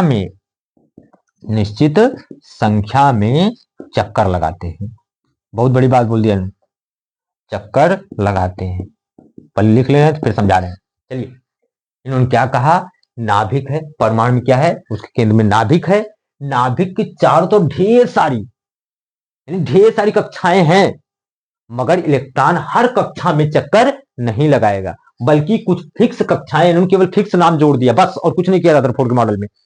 तो विभिन्न कक्षाएं यानी अनेकों, ढेरों क्या कक्षाएं, इलेक्ट्रॉन सभी कक्षा में नहीं घूमेगा, बल्कि कुछ निश्चित कक्षा में ही चक्कर लगाएगा, और इलेक्ट्रॉन की संख्या हर कक्षा में फिक्स होगी। अब लो आ गई बात, इन्होंने कहा इसका नाम हमने दे दिया पहली कक्षा, इसको नाम दिया दूसरी कक्षा, इन्होंने कहा इसकी तीसरी, ऐसे क्या हो गई, ये चौथी, इसके बाद इन्होंने कहा पांचवी, मान लीजिए इसके बाद छठवीं, इसके बाद सातवीं। अब इसके बाद आज तक तो संभव नहीं हुई है, कहा इन्होंने बहुत कक्षाएं हैं, आज तक खोजी नहीं गई है, तो इसको इन्होंने नाम दिया के, इसका नाम दिया एल, इसका M N O P Q. देखिए कितनी कक्षाएं, 7। तो इन्होंने क्या कहा कि नाभिक के चारों ओर विभिन्न कक्षाएं संभव है, मगर इलेक्ट्रॉन हर कक्षा में नहीं घूमता, बल्कि कुछ फिक्स कक्षाओं में ही चक्कर लगाएंगे, और जिन फिक्स कक्षा में चक्कर लगाएंगे हर कक्षा में इलेक्ट्रॉनों की संख्या फिक्स कर दी जाएगी। यानी कि इलेक्ट्रॉन की संख्या जो पहली कक्षा है उसमें कितने इलेक्ट्रॉन होंगे, 2 इलेक्ट्रॉन, दूसरी कक्षा में होंगे आपके 8 इलेक्ट्रॉन, ठीक है ना। तीसरी कक्षा में कितने होते हैं, 18 इलेक्ट्रॉन, फिर इसके बाद 32, इसके बाद देखिए ये कितना हो गया, चौथी कक्षा थी, 16 16 दूना 32, फिर पांचवी कक्षा, ये पांचवी कक्षा, ये चौथी कक्षा है, ये पांचवी, तो ये इसमें कितने होंगे 50, इसमें कितने होंगे 72, इसमें कितने होंगे 7 49, 49 दूना 2 अट्ठे, 2 9 18, 2 चौक 8 1 9, इस तरह की। मतलब कि इलेक्ट्रॉन जो है हर कक्षा में चक्कर नहीं लगाएगा, बल्कि इलेक्ट्रॉन कुछ निश्चित कक्षाओं में ही चक्कर लगाएगा। और निश्चित कक्षा अगर इन्होंने बोल दिया, यानी फिक्स कक्षा बोल दिया, तो हर फिक्स कक्षा में इलेक्ट्रॉनों की संख्या फिक्स होगी। और जब इलेक्ट्रॉनों की संख्या फिक्स होगी तो इसका मतलब है कि आगे जो घूमेगा तो वो सभी इलेक्ट्रॉन बराबर बराबर ही घूमेंगे। तो इन्होंने क्या कहा आगे फिर चल के कि अगर इसकी क्या नाम है कक्षा की संख्या फिक्स कर दी गई और उसमें इलेक्ट्रॉन की संख्या फिक्स कर दी गई, कक्षा भी फिक्स कर दी गई, तो इन्होंने कहा कि अगर इलेक्ट्रॉन इसमें घूम रहा है, देखिए ध्यान देना, इलेक्ट्रॉन इसमें लगातार घूम रहा है, तो ऊर्जा इलेक्ट्रॉन की नहीं होगी, बल्कि ऊर्जा किसकी होगी? कक्षा की होगी। ध्यान सुनना, इन्होंने बहुत बड़ी बात बोली, ऊर्जा किसकी होती है? कक्षा की, ना कि इलेक्ट्रॉन की। बस इलेक्ट्रॉन इस कक्षा में अगर चक्कर लगा रहा है, जितने भी इलेक्ट्रॉन होंगे सबकी ऊर्जा अब एक ही रहेगी, फिक्स रहेगी। जो ऊर्जा कक्षा की होगी वही ऊर्जा इलेक्ट्रॉन की होगी। तो इसका मतलब है अगर पहली कक्षा है, इसमें अगर 2 इलेक्ट्रॉन है तो दोनों इलेक्ट्रॉन की ऊर्जा फिक्स होगी, और दोनों की ऊर्जा इलेक्ट्रॉन की फिक्स होगी तो दोनों इलेक्ट्रॉन की ऊर्जा बराबर होगी। अगर एक इलेक्ट्रॉन इधर है, एक इलेक्ट्रॉन इधर से घूम रहा है, तो दोनों, अगर इसके पास 10 इलेक्ट्रॉन वोल्ट ऊर्जा है, इसके पास भी 10 इलेक्ट्रॉन ही वोल्ट ऊर्जा होगी। क्यों? क्योंकि इस कक्षा की ऊर्जा क्या कर दी गई? फिक्स हो गई। बात समझना। तो नाभिक के चारों तरफ जो है अनेकों कक्षाएं संभव हैं, मगर इलेक्ट्रॉन हर कक्षा में चक्कर नहीं लगाएगा, बल्कि इलेक्ट्रॉन कुछ फिक्स कक्षा में ही चक्कर लगाएगा। साथ साथ में फिक्स कक्षा के साथ साथ उसमें फिक्स कक्षा में फिक्स इलेक्ट्रॉन भी होंगे, उनकी संख्या भी फिक्स होगी। तो इलेक्ट्रॉन की संख्या फिक्स होगी। अब आई बात कि चलिए और आगे पॉइंट बढ़ा जाए। तो आइए, तो हम कहते हैं कि इलेक्ट्रॉन, अब देखिए थोड़ा सा इसको हटा रहे हैं, अब इसको थोड़ा सा हटा रहे हैं, तो 2 पॉइंट आपके हो गए। अब तीसरा पॉइंट इन्होंने क्या कहा, अब तीसरे पॉइंट को भी लिखते हैं, क्योंकि बोहर मॉडल का है, बोहर मॉडल का अवधारणा लिखनी है तो हमें लिखनी है। तो इन्होंने क्या कहा कि ये नाभिक है, इलेक्ट्रॉन इसके चारों तरफ अनेकों कक्षाएं हैं, तो किसी कक्षा में घूम रहा है, फिक्स कक्षा में घूमेगा, ठीक है। अब इन्होंने कहा कि इलेक्ट्रॉन, अब ऊर्जा किसकी थी? कक्षा की। तो इस फिक्स कक्षा में अगर इलेक्ट्रॉन घूम रहा है, तो जब तक इस अस्थाई कक्षा, देखिए अब जब इसमें घूमेगा तो इसका क्या है? इसको क्या कहा गया? अस्थाई कक्षा। अस्थाई कक्षा यानी स्टेबल ऑर्बिट या स्टेशनरी ऑर्बिट। तो कहा इन्होंने कि अस्थाई कक्षा में घूमते हुए इलेक्ट्रॉनों की जो ऊर्जा होती है उसका उत्सर्जन नहीं होता। यानी जो फिक्स कक्षा में इलेक्ट्रॉन घूम रहे हैं, तो घूमते हुए इलेक्ट्रॉन अपनी ऊर्जा का उत्सर्जन नहीं करते, मतलब अपनी ऊर्जा का ह्रास नहीं करेंगे। इसलिए लगातार इलेक्ट्रॉन इस कक्षा में घूमता रहता है जब तक कि इसको बाहर से कोई एनर्जी नहीं दी जाए। तो थर्ड पॉइंट हम लिख रहे हैं, फर्स्ट पॉइंट था, दूसरा पॉइंट था, थर्ड पॉइंट ये उन्होंने कहा कि अस्थाई कक्षा में चक्कर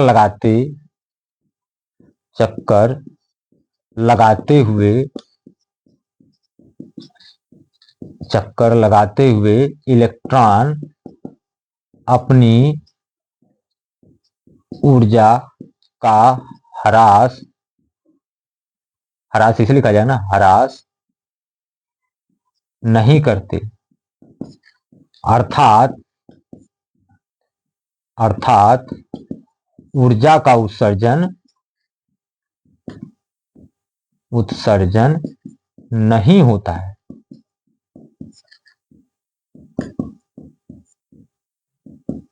ध्यान सुनिए, क्या कहा कि नाभिक के चारों विभिन्न कक्षाएं हैं, ठीक है, विभिन्न कक्षाएं संभव हैं, अनेकों ढेरों सारी कक्षाएं संभव हैं, मगर इलेक्ट्रॉन हर कक्षा में चक्कर नहीं लगाएगा, बल्कि इलेक्ट्रॉन कुछ फिक्स कक्षा में ही चक्कर लगाएगा। मतलब ये हुआ कि नाभिक के चारों ओर कुछ फिक्स कक्षाएं रहेंगी, और उस फिक्स कक्षा में कुछ फिक्स इलेक्ट्रॉन होंगे, और उस फिक्स इलेक्ट्रॉन ही चक्कर लगाएंगे, ठीक है ना।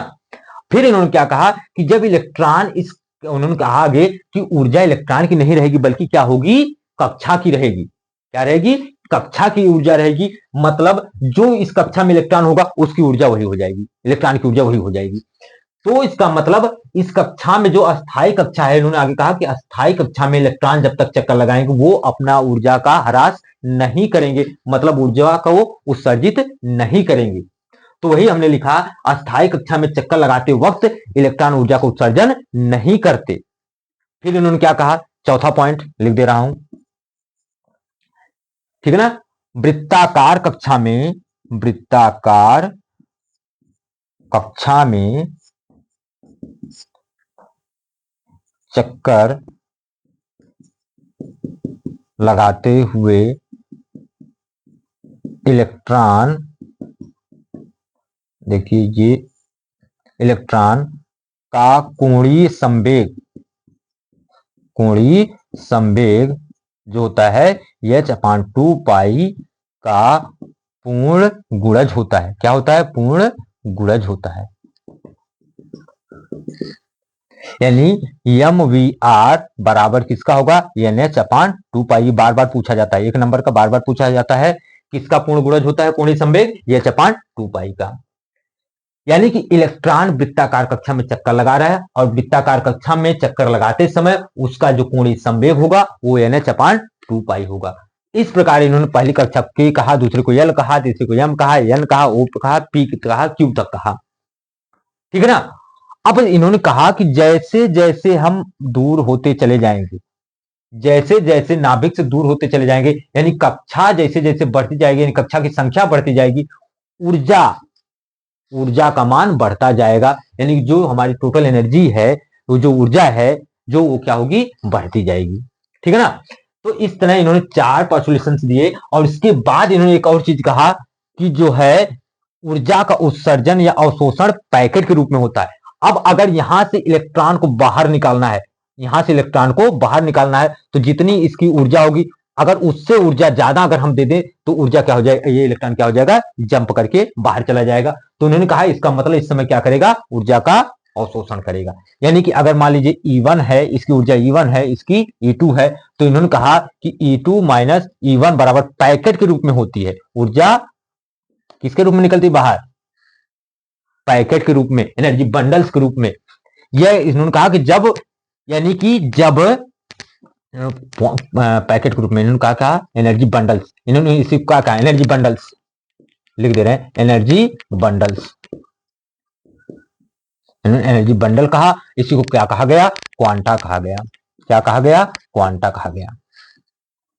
बात समझ में आ रही है? तो क्या कहा इन्होंने कि जब ऊर्जा का अवशोषण करे या उत्सर्जन करे, जब यहां से बाहर निकालेंगे, यहां से बाहर निकालेंगे तो क्या करेगा? अवशोषण करेगा। इस समय क्या कर रहा है? अवशोषण। अवशोषण ऊर्जा का क्या कर रहा है? अवशोषण। और जब ये बाहर से अंदर की तरफ आएगा, मतलब अपना उतनी ऊर्जा जो है लॉस करके आएगा, जब अपनी ऊर्जा लॉस करके आएगा तो इसको बोलते हैं उत्सर्जन। यानी क्या कर रहा है? ऊर्जा का उत्सर्जन कर रहा है। और ऊर्जा का उत्सर्जन भी क्या करेगा? अगर ये E1 है तो यह E2 है, तो क्या हो जाएगा? फिर E2 माइनस E1 बराबर h न्यू। इसी के रूप में तो उन्होंने क्या कहा? यही था प्लैंक थियरी। प्लैंक थियरी यही थी। तो उन्होंने कहा कि जब भी इलेक्ट्रॉन जो है ऊर्जा का जो उत्सर्जन या अवशोषण करेगा तो पैकेट के रूप में करेगा, यानी कि ऊर्जा अवशोषित हो या उत्सर्जित हो उस समय कितना होगा? E2 माइनस E1 बराबर h न्यू के रूप में होगा।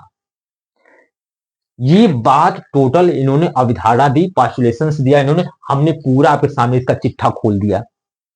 देखिए क्या कहा बोर भाई साहब ने? इन्होंने कहा परमाणु अति सूक्ष्म गोलाकार विद्युत उदासीन कण है जो नाभिक के चारों ओर विभिन्न कक्षाएं, अनेकों कक्षाएं, ढेरों सारी कक्षाएं संभव है, मगर इलेक्ट्रॉन हर कक्षा में, संभव कक्षा में, हर कक्षा में चक्कर नहीं लगाता, बल्कि कुछ फिक्स कक्षा में, कुछ संभव कक्षा में ही इलेक्ट्रॉन क्या कर रहे हैं? चक्कर लगा रहे हैं। लेकिन हर कक्षा में इलेक्ट्रॉनों की संख्या भी क्या होगी?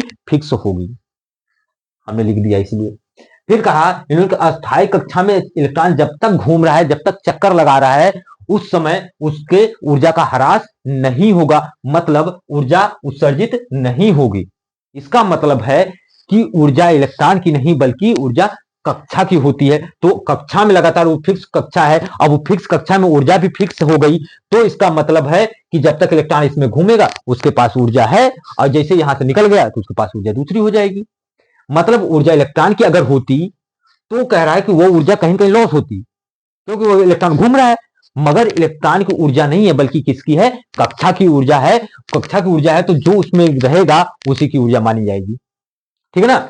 अब इसका मतलब हुआ कि जो ऊर्जा का उत्सर्जन हो रहा है वो तब तक नहीं होगा जब तक ये क्या है? इस वृत्ताकार कक्षा में चक्कर लगा रहे हैं, यानी अस्थायी कक्षा में, अपने अस्थायी कक्षा में क्या कर रहे हैं? चक्कर लगा रहे हैं। फिर इन्होंने क्या कहा कि वृत्ताकार कक्षा में चक्कर लगा रहा है जब, तो उस समय उसका कोणीय संवेग कितना होता है, mvr बराबर, इसको एल से रिप्रेजेंट करते हैं, एल बराबर mvr, और यही mvr किसके बराबर होता है, l/2 पाई। यानी कि वृत्ताकार कक्षा में चक्कर लगाते हुए इलेक्ट्रॉन का कोणीय संवेग कितना होता है, उसका h/2 पाई का पूर्ण गुणज होता है। h क्या है, प्लांक कांस्टेंट है, जिसकी बात संख्या कांस्टेंट है ही। तो कह रहा है वृत्ताकार कक्षा में चक्कर लगाते हुए इलेक्ट्रॉन का कोणीय संवेग क्या होता है, h/2 पाई का पूर्ण गुणज होता है। यहां तक बात समझ में आई। तो फिर इन्होंने क्या कहा, ऊर्जा जो अगर आप यहां पे है, देखिए यहां पे इलेक्ट्रॉन जो नजदीक है, इसको बाहर जंप कराना है, बाहर भेजना है, तो इस कक्षा से थोड़ी सी ऊर्जा हम देंगे, तो ज्यादा दे देंगे तो ऊर्जा क्या हो जाएगी, ये इलेक्ट्रॉन क्या करेगा, बाहर जंप करेगा। तो इसका मतलब ऊर्जा ये अवशोषित कर रहा है, अपने अंदर कुछ खींच रहा है। फिर कह रहा है कि अगर ये बाहर है तो उसकी ऊर्जा धीरे धीरे क्या करेगा, चक्कर लगा रहा है तो धीरे धीरे ऊर्जा कम होगी। तो इसका मतलब अगर इलेक्ट्रॉन को इसको यहां से यहां लाना है, ये अपने आप धीरे धीरे क्या ऊर्जा का लॉस करते हुआ आएगा। तो क्या करेगा, हम कह रहे हैं कि अपर क्लास से कहां आ रहा है, लोअर क्लास में, और उस समय क्या करेगा, कुछ ना कुछ ऊर्जा बाहर निकाल के आ रहा है। तो हमारे पास क्या होगा, उसको हम क्या बोलेंगे, ऊर्जा का उत्सर्जन कर रहा है। यानी कि जब भी ऊर्जा का अवशोषण करे या उत्सर्जन करे, तो प्लांक कांस्टेंट यानी प्लांक थ्योरी के हिसाब से चलता है, वो कैसा होता है, ये न्यू होता है। और यही है क्या, एनर्जी बंडल यानी क्वांटा, यानी एनर्जी पैकेट के रूप में बाहर निकल रही है। इसीलिए हमने कहा, जो इन्होंने कहा था कि रदरफोर्ड भाई साहब ने कि यहाँ पे अगर ऐसा हो रहा है तो कंटिन्यूअस जो स्पेक्ट्रम मिलना चाहिए, जबकि कंटिन्यूअस नहीं मिलता, बल्कि क्या होता है, कुछ समय बाद जो है हमें धब्बा मिलता है, स्पॉट मिलता है, यानी स्पेक्ट्रम मिलता है। वो कैसा होता है, रैखिक होता है। इसीलिए होता है कि ये एनर्जी क्या निकल रही है, पैकेट के रूप में निकली। अब पैकेट के रूप में सामने निकल कर जाकर कहा धब्बा पड़ता है, सामने पर्दे पर। तो इस प्रकार ये बोहर्स पॉस्टुलेशंस था। आपको पूरा पॉस्टुलेशंस लिखना पड़ेगा कि हमारी ये अवधारणाएं क्या है, यानी कि क्या नाम, बोहर का परमाणु मॉडल या उसका बोहर का अवधारणाएं क्या है, उसके पॉस्टुलेशंस क्या है। बात समझ में आई। अब इसके आगे चला जाए, आइए अब आता है, अब आएगा आपका कि हमें इसके आधार पर, बोहर के मॉडल के आधार पर इन्होंने अपना क्या बताया, इलेक्ट्रॉनों की ऊर्जा, वेग, सब कुछ के बारे में इन्होंने गणना की। अब उस गणना को हमको दिखाना है, क्योंकि आपने आता है कि इसका प्रूफ करिए, इस व्यंजक को प्राप्त करिए। तो आइए, तो हम क्या कर रहे हैं, व्यंजक, अब अलग अलग के लिए व्यंजक हम निकालेंगे। तो व्यंजक प्राप्त करेंगे अलग अलग व्यंजक, किसके लिए, त्रिज्या के लिए, ठीक है ना। सूत्र मतलब त्रिज्या के निकालेंगे, ऊर्जा के लिए निकालेंगे, वेग के लिए निकालेंगे, अलग अलग चीजों के लिए अलग अलग चीज हम निकालेंगे। अब देखिए, अब मान लीजिए कहा इन्होंने नाभिक है, नाभिक के चारों तरफ क्या है, कक्षाएं हैं। मान लिया नाभिक में जेड प्रोटॉन है, और एक प्रोटॉन का आवेश जो होता है, देखिए आवेश किसका माना जाता है, इलेक्ट्रॉन का आवेश। तो एक इलेक्ट्रॉन का आवेश जो होता है, एक इलेक्ट्रॉन का आवेश किसके रूप में रखा जाता है, ई के रूप में, ठीक है ना। माइनस मत रखो यहाँ पे, आवेश माइनस, ये आपका ई हो गया आवेश। तो चूंकि इलेक्ट्रॉन का आवेश किसके बराबर होता है, यही प्रोटॉन का आवेश माना गया है, यही क्या माना गया है, प्रोटॉन का आवेश माना गया है। तो कह रहा है अगर चूंकि एक इलेक्ट्रॉन या एक प्रोटॉन का आवेश, अगर कहा जाए एक प्रोटॉन का आवेश हमारे पास क्या है, ई है, इसलिए जेड प्रोटॉन का आवेश कितना होगा, जेड इंटू ई। यानी हम लिखेंगे यहाँ पे इसका प्रोटॉन का आवेश जेड ही, यहाँ पे इलेक्ट्रॉन घूम रहा है, ठीक है ना। अब देखिए इनके बीच में क्या काम करेगा, आकर्षण बल, वैद्युत आकर्षण बल। तो कह रहा है माना नाभिक में जेड प्रोटॉन है,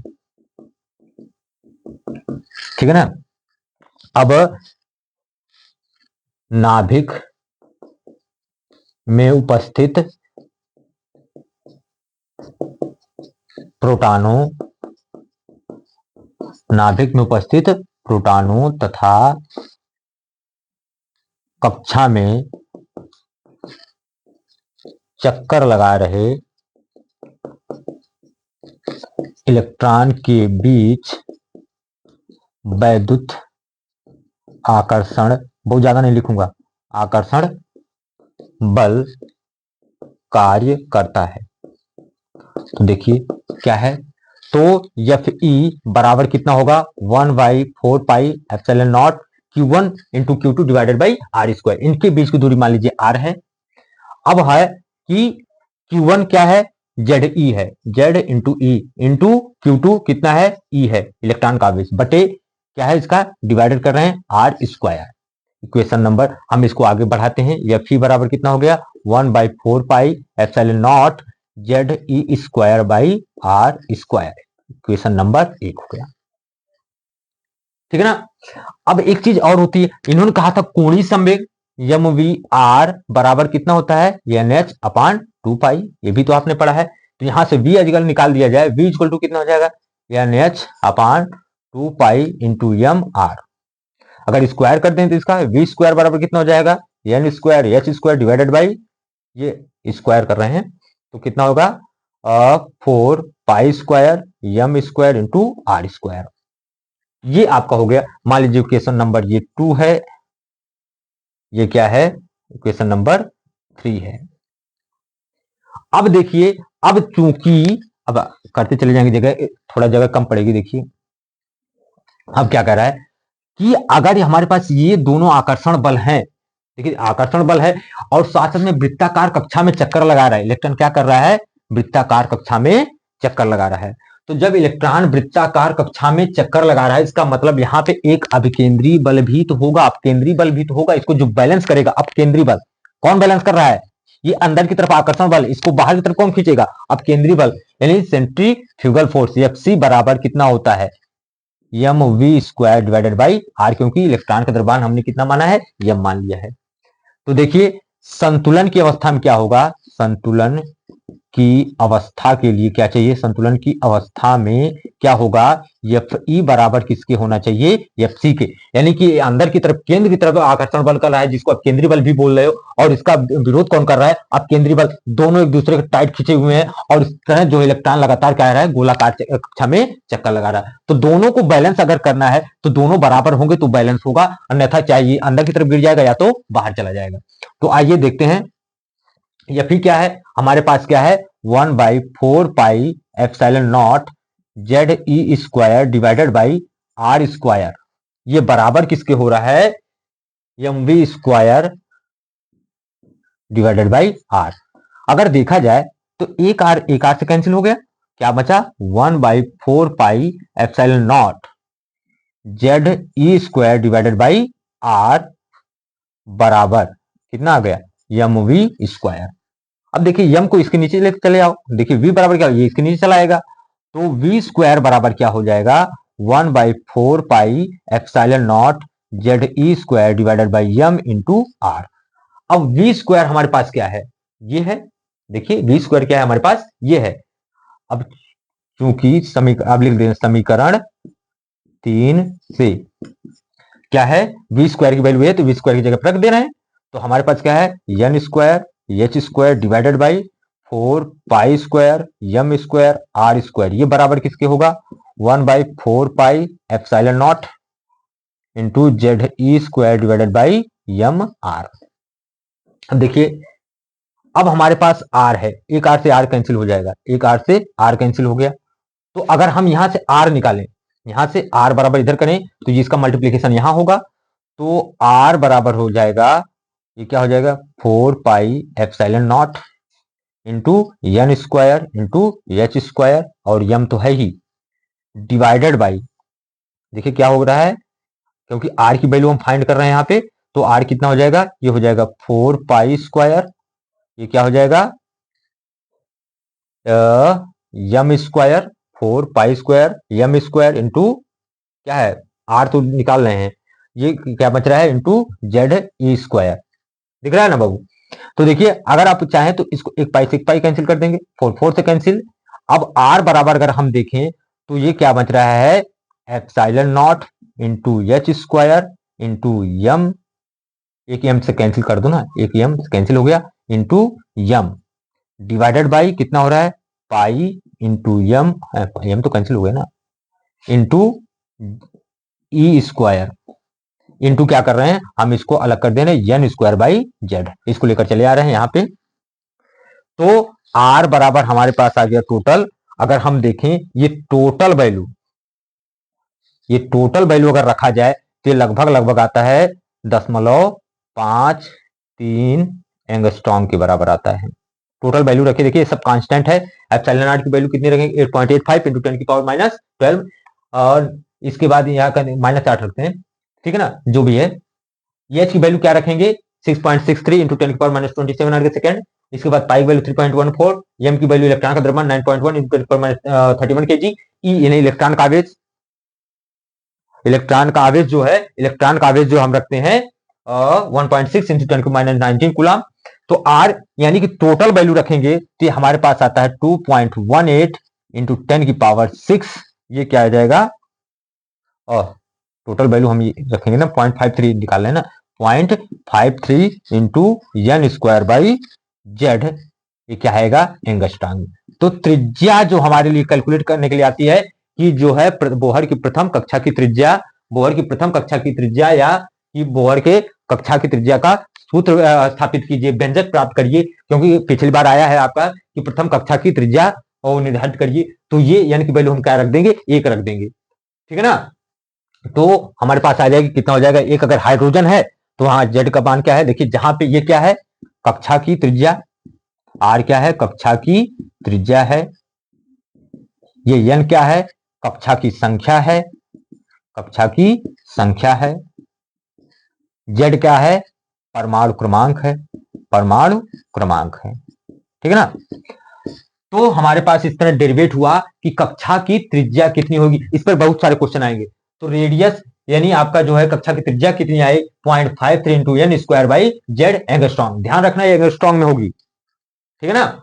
तो इस तरह हमारे पास कक्षा की त्रिज्या का डेरिवेशन होगा। फिर इसके बाद आता है कि अब डेरिवेट करिए उसका वेलोसिटी क्या होगी, वेलोसिटी कितनी होगी। अब इसको वैल्यू आर की वैल्यू रख दो, और क्या, ये हम अगर रखें आर की वैल्यू ये रखेंगे, ये हो गया ना, पूरा हो गया। त्रिज्या की जब हमारे पास हम एक लाइन लिखते चले जा रहे हैं, आर बराबर कितना आया हमारे पास epsilon not into H square divided by pi M E square into N square by Z, ठीक है ना। और हमारे पास यही वैल्यू हम रख दे रहे हैं, हटा रहे हैं, ये देखो हटा रहे हैं। अब इसके बाद केवल बस वैल्यू रखना है। अब हम वेलोसिटी की बात कर लें। वेलोसिटी क्या होगी, यानी वेग क्या होगा, स्पीड क्या होगा, इलेक्ट्रॉन की स्पीड क्या है। तो वी स्क्वायर, वी की वैल्यू हमारे पास ये है इंटू आर है।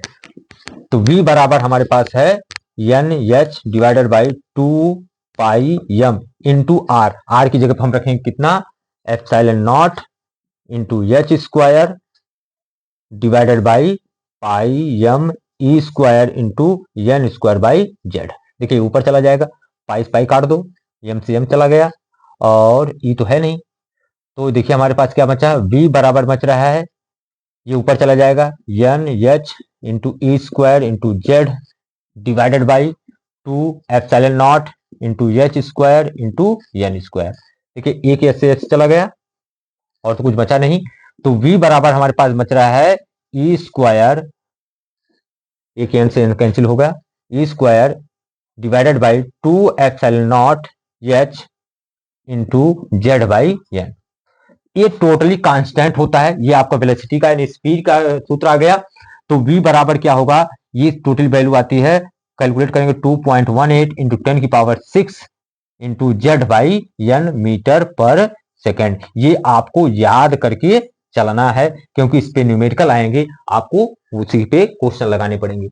तो हमारे पास त्रिज्या के लिए कैलकुलेशन आ गया, ये है, और उसकी वेलोसिटी के लिए आ गया। अब हमको क्या फाइंड करना है कि चलो बताओ क्या होगा, उसकी एनर्जी कितनी होगी, काइनेटिक एनर्जी कितनी होगी, पोटेंशियल एनर्जी कितनी होगी, टोटल एनर्जी कितनी होगी।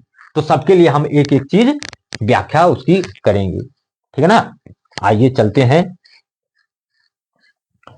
तो हम निकालेंगे गतिज ऊर्जा। क्या निकालेंगे, गतिज ऊर्जा, यानी गतिज ऊर्जा इंग्लिश में जिसको बोल रहे हैं आप काइनेटिक एनर्जी, काइनेटिक एनर्जी। तो काइनेटिक एनर्जी के बारे में बात करेंगे हम। काइनेटिक एनर्जी क्या है? तो काइनेटिक एनर्जी देखिए क्या होती है, हाफ एम वी स्क्वायर, बस रख दो वैल्यू। काइनेटिक एनर्जी कितनी होगी, 1/2 इंटू एम वी स्क्वायर। अभी इसका था वी स्क्वायर रखेंगे, देखिए अभी हमने रखा था वी स्क्वायर की जगह क्या रखा हमने, वी की जगह रखेंगे तो ये हो जाएगा ई की पावर 4 डिवाइडेड बाई 2 दूना 4 epsilon naught square into H square into Z square divided by N square. अब देखिए क्या हो जाएगा, तो काइनेटिक एनर्जी निकल के हमारे पास आ गई, कितना हो गया, 4 दूना 8, तो ये हो गया ई की power 4 into M divided by 2 चौका 8 epsilon naught square H square into Z square divided by N square. अब इसकी वैल्यू टोटल रखी जाए तो इसकी वैल्यू आती है 13.6। तो काइनेटिक एनर्जी 13 कहां, 27 होगी, यही ना, गलत, तो आएगी 13.6 into Z square by N square electron volt. ये किसकी आ गई वैल्यू, काइनेटिक एनर्जी की, यानी काइनेटिक एनर्जी के लिए ये आ गया। अब हम इसको हटाते हैं, हम निकालते हैं पोटेंशियल एनर्जी। तो पोटेंशियल एनर्जी के लिए भी देख लिया जाए, आपके लिए ये केवल थोड़ा सा है, बस उसके लिए न्यूमेरिकल के लिए है। आपके लिए पूछा गया रेडियस के बारे में पूछा गया है, आज तक कभी जो बोर्ड में आपको पूछा गया है कि जो है रेडियस के लिए सूत्र का व्यंजक प्राप्त करिए, बाकी काइनेटिक एनर्जी पोटेंशियल एनर्जी सबके लिए नहीं पूछा गया। तो अगर पूछा जा रहा तो लिख देना, नहीं पूछा जाए तो कोई दिक्कत नहीं है। अब इसके बाद हमारे पास है पोटेंशियल एनर्जी। पोटेंशियल एनर्जी क्या होती है, -1/4 पाई एप्सिलॉन नॉट क्या होगा, Q1 Q2 divided by R। तो देखिए पोटेंशियल एनर्जी हम अगर निकालेंगे तो -1/4 पाई एप्सिलॉन नॉट, Q1 क्या है, जेड ई है, इंटू E2 क्या है, Q2 क्या है, E है, डिवाइडेड बाई डिस्टेंस। तो पोटेंशियल एनर्जी हमारे पास आ गई -1/4 pi epsilon not into Z into E square divided by R. R देखिए क्या है आपका, नीचे रख दे रहे हैं, तो एप्सिलॉन नॉट क्या है, epsilon not H square divided by pi M E square into N square by Z. तो देखिए क्या हो रहा है, ये तो पाई से पाई कैंसिल हो जाएगा, पाई से पाई कैंसिल हो गया और कुछ तो बच नहीं रहा है। चलिए आ गया, पोटेंशियल एनर्जी आ जाएगी आपकी माइनस, ये ऊपर क्या चला, ये सब ऊपर चला जाएगा, तो ऊपर जाएगा तो क्या हो जाएगा, यम इंटू ई की पावर 4, ई की पावर 4 इंटू क्या होगा, इंटू जेड, ये जेड भी जाएगा तो ऊपर क्या होगा, जेड स्क्वायर हो जाएगा डिवाइडेड बाई, ये क्या हो रहा है 4, ये क्या हो रहा है एप्सिलॉन नॉट स्क्वायर, क्या हो रहा है 4 epsilon naught square into H square into ये डिवाइडेड बाई क्या है, एन स्क्वायर है। देखिए अब अगर 2 से मल्टीप्लाई कर दिया जाए ऊपर नीचे तो क्या होगा, पोटेंशियल एनर्जी बराबर हो जाएगी -2m ई की पावर 4, ठीक है ना, डिवाइडेड बाई ये 8 epsilon naught square H square into Z square बटा एन स्क्वायर। ये देखिए क्या है, यह है यम ई की power 4 divided by 8 epsilon naught square H square की वैल्यू कितनी है 13.6। अब ये है तो हमारे पास पोटेंशियल एनर्जी कितनी आ जाएगी, -2 इंटू कितना है ये 13.6 into Z square by N square. तो ये हम निकालेंगे, टोटल आएगी पोटेंशियल एनर्जी कितनी आएगी, ये 27.2 into Z square divided by N square electron volt. ये आ गई आपकी पोटेंशियल एनर्जी। अब पोटेंशियल एनर्जी निकल गई तो इसका मतलब हमारे पास टोटल एनर्जी बराबर क्या होती है, kinetic energy plus potential energy. तो हम निकालेंगे टोटल एनर्जी क्या हो गई आपकी, काइनेटिक एनर्जी कितनी है 13.6 और ये कितनी है -27.2 into N square by Z square है, into Z square by N square. तो देखिए टोटल एनर्जी कितनी आएगी, घटाएंगे तो इसको क्या होगा -13.6 Z square divided by N square electron volt. तो हमारे पास टोटल एनर्जी जो आ गई, टोटल एनर्जी कितनी आ गई -13.6 into Z square by N square. अब जरा ध्यान से देखना, जो आते हैं आप देखिए क्वेश्चन आपके आते हैं, कह रहे रेडियस क्या है, रेडियस किसके प्रोपोर्शनल हो रहा है, रेडियस आपने पढ़ा, कितना पढ़ा, देखिए एक ही लाइन में लिख रहे हैं पूरा, आपने पढ़ा रेडियस बराबर कितना 0.53 into N square by Z. तो इसका मतलब रेडियस किसके डायरेक्टली प्रोपोर्शनल है, एन स्क्वायर के, रेडियस किसके प्रोपोर्शनल है, एन स्क्वायर के। यानी कि जैसे जैसे कक्षा की संख्या बढ़ाओगे रेडियस बढ़ेगी, ठीक है ना। कहें देखिए अगर एक रखना है तो ये कितना होगा, एक होगा। अगर दो रखें, दो दूना चार, मतलब रेडियस क्या हो रही है, बढ़ रही। कक्षा की संख्या बढ़ा रहे हो तो भाई रेडियस की संख्या बढ़ेगी, यानी कहने का मतलब रेडियस उसका बढ़ रहा है। अगर दूसरे न दूसरी कक्षा में चला गया तो मतलब कक्षा की संख्या बढ़ गई। लो इतनी बड़ी हो गई कक्षा की संख्या, 3 में रख रहे हो तो कक्षा की संख्या इतनी बड़ी हो गई। तो वही कह रहा है कक्षा की संख्या यानी कि दूर जैसे जाओगे उसकी कक्षा की त्रिज्या क्या होगी, बढ़ेगी। ठीक है ना। अब इसके साथ एक और है, अभी दूसरा पॉइंट हम इसमें लिख दे रहे हैं। ये आपको केवल किसके आधार पे, ऑब्जेक्टिव के लिए आपको करना है, ऑब्जेक्टिव पर्पज से। दूसरा क्या है, v बराबर, हमने क्या पढ़ा, v बराबर अभी आपने पढ़ा कि क्या है 2.18 इंटू 10⁶ जेड बाई एन, यानी v इज प्रोपोर्शनल टू क्या है, इनवर्सली प्रोपोर्शनल कर रहा है n है। यानी कि अगर कक्षा से दूर जाओगे तो उसका वेग क्या होगा, कम होगा। यही तो है सिद्धांत कि अगर लगातार, अगर देखिए जो है कि वृत्ताकार कक्षा में जब कोई चक्कर लगाता है तो जो कण जितना दूर होता है, जो कण जितना दूर होगा उसकी स्पीड क्या होगी, ज्यादा होगी, कम, कम के हिसाब से चलेगी, यानी ज्यादा। तो चलिए क्या कह रहा है कि हमको अभी उसमें नहीं जाना है, कह रहा है कि कक्षा के जो है इलेक्ट्रॉन का वेग है, इलेक्ट्रॉन की स्पीड, इलेक्ट्रॉन का वेग किसके ऊपर डिपेंड कर रहा है, उसकी कक्षा की संख्या के ऊपर। तो ये पहला पॉइंट था, ये दूसरा पॉइंट था। तीसरा पॉइंट है टोटल एनर्जी हमने निकाला, क्या है निकाला है, और -13.6 Z square by N square, यानी टोटल एनर्जी किसके लिए इनवर्सली प्रोपोर्शनल है, एन स्क्वायर की। तो ये सब चीजें जो है ऑब्जेक्टिव के लिए आपके लिए सही रहेंगी, ये सब याद करना, याद करके जाओ, पेपर में मार के आओ। यहां तक समझ में बात आई? अगर आ गई हो तो हम थोड़ी सी आगे बढ़ेंगे, क्योंकि नेक्स्ट क्वेश्चन आपके कह रहा है स्पेक्ट्रम का जो बात कर रहा है। ठीक है ना। तो आइए हम चलते हैं आगे। क्या नोट कर रहे हो क्या, कर लो, 1 मिनट कर लो, और क्या, इससे ज्यादा नहीं टाइम लूंगा भाई।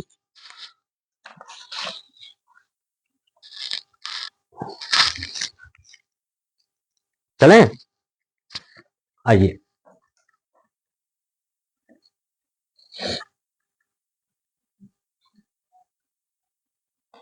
चलिए देखते हैं हाइड्रोजन स्पेक्ट्रम, और स्पेक्ट्रम जो है हाइड्रोजन स्पेक्ट्रम के बारे में जान लेते हैं।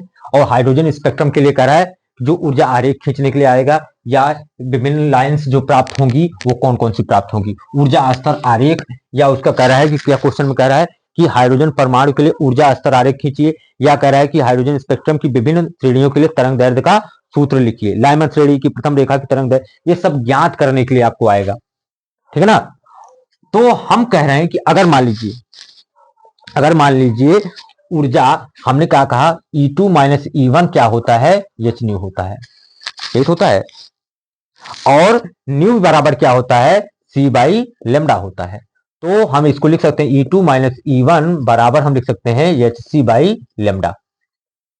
यानी कि इलेक्ट्रॉन अगर जंप कर रहा है या वापस आ रहा है, यानी लोअर क्लास से हाई क्लास में जंप करे या हायर क्लास से लोअर क्लास में जंप करे, वापस आ रहा है, तो ऊर्जा का या तो अवशोषण होगा या तो उत्सर्जन होगा।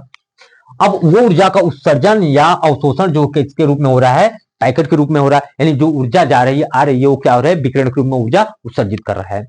अब ऊर्जा के रूप में उत्सर्जित कर रहा है तो इसका मतलब अगर हम देखें E2 का मान कितना होगा, देखिए E2 का मान जो हमारे पास अभी हमने टोटल एनर्जी निकाला, वो एनर्जी कितनी थी, -13.6 Z square divided by N square. ठीक है ना।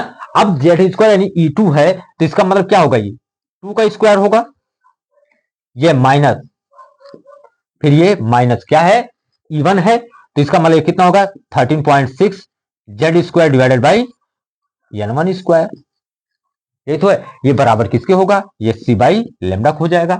तो देखिए क्या हो जाएगा, ये हमारे पास हो गया -13.6, और अगर हम जेड स्क्वायर कॉमन ले लें तो क्या बचेगा, ये माइनस कॉमन मत लो, ये माइनस कितना होगा 1 बाई N2 स्क्वायर, ये क्या बचेगा माइनस माइनस प्लस, ये क्या बचेगा 1 बाई N1 स्क्वायर। या तो हम इसको लिख सकते हैं, ये बराबर कितना है SC बाई लेमडा, इसी को हम लिख सकते हैं, हमारे पास SC बाई लेमडा कितना आ गया, ये आ गया 13.6 into Z square into 1/n1 square minus 1/n2 square. अब यहां से अगर 1/λ कर दें तो कितना आ जाएगा 13.6 इंटू कितना हो जाएगा Z square divided by H C into 1/n1 square minus 1/n2 square. अब इसी को जो बोला गया है, इसी को बोला गया रिडबर्ग कांस्टेंट दिया गया 1/λ equal to R into Z square into 1/n1 square minus 1/n2 square. तो ये वेवलेंथ निकल के आई आपके सामने। अब इस वेवलेंथ के आधार पर हम ऊर्जा स्तर आरेख भी खींच सकते हैं, उसकी तरंग दैर्ध्य का वो भी निकाल सकते हैं। तो छोटी तरंग दैर्ध्य किसकी होगी, बड़ी तरंग दैर्ध्य किसकी होगी।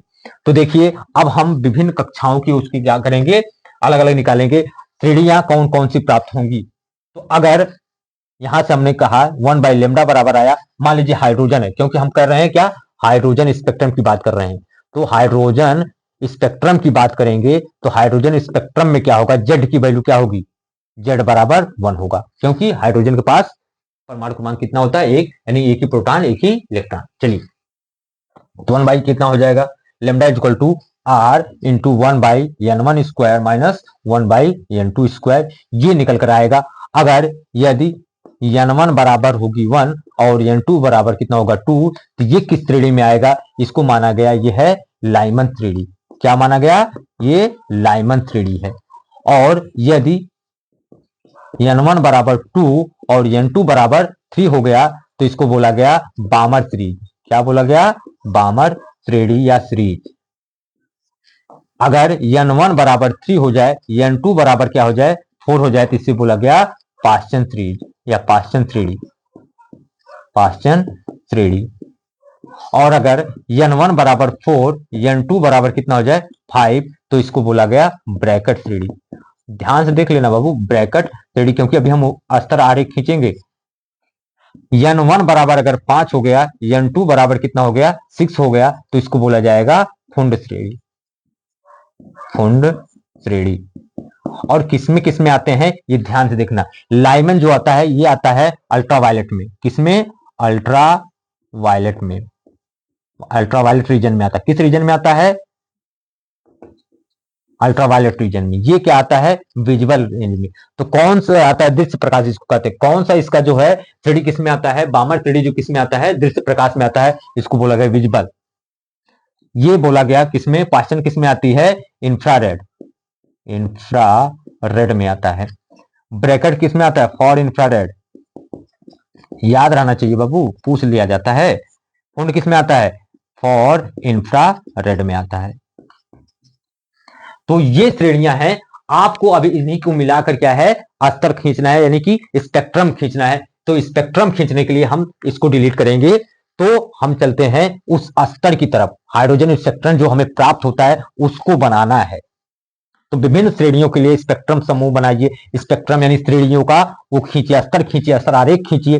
तो उसके लिए हम चल रहे हैं। तो ये चीजें आपके लिए अच्छी हैं, याद कर लो, पेपर में आना ही आना है, क्योंकि इस चैप्टर से तो आता ही यही सब है और इसके अलावा कुछ आएगा नहीं। तो आपके एग्जाम व्यू से बहुत अच्छा है।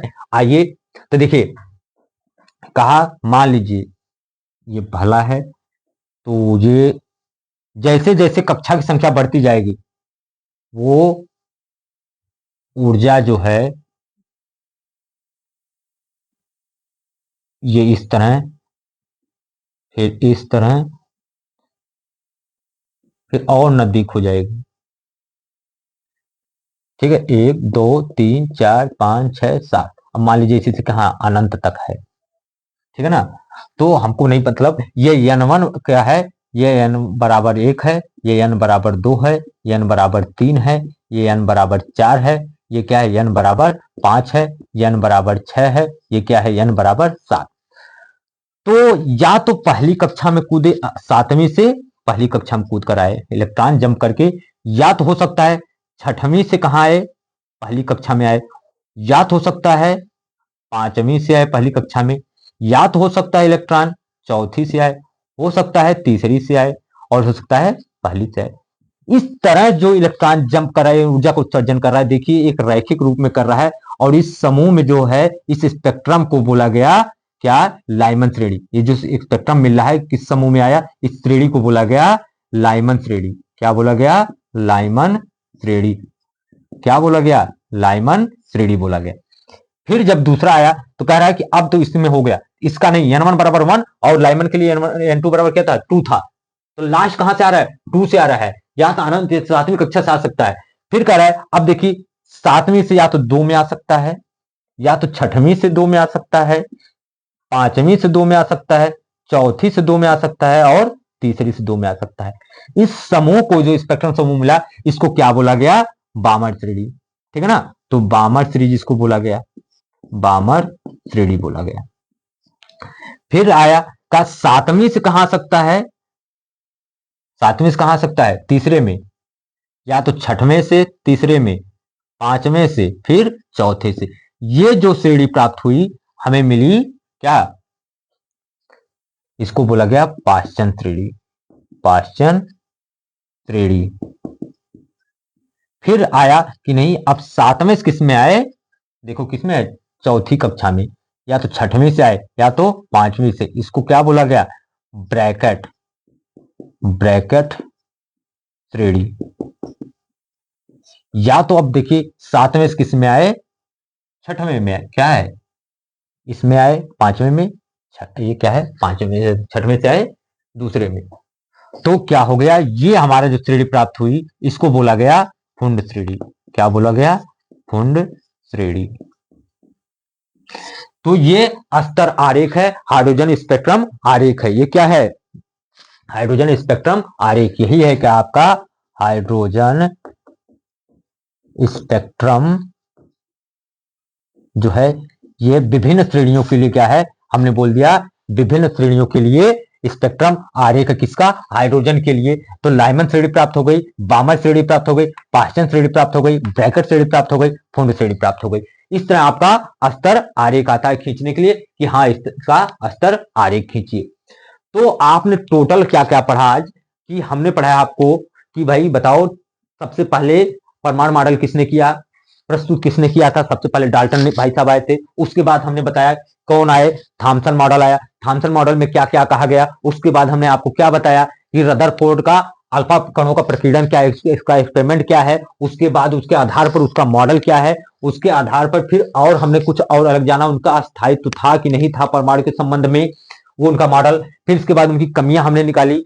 फिर इसके बाद आए कि नहीं बोर भाई साहब आए, नील जो बोर भाई साहब थे, बोर मॉडल आया। बोर मॉडल के आधार पर हमने व्याख्या की। फिर इसके बाद बोर मॉडल में क्या था? बोर ने भाई साहब ने क्या बताया? इलेक्ट्रॉन अगर वृत्ताकार कक्षा में चक्कर लगा रहा है तो उसमें इलेक्ट्रॉन का वेग क्या होगा, इलेक्ट्रॉन जो है जिस कक्षा में घूम रहा है उस कक्षा की त्रिज्या कितनी होगी, टोटल एनर्जी कितनी होगी, काइनेटिक एनर्जी कितनी होगी, पोटेंशियल एनर्जी कितनी होगी।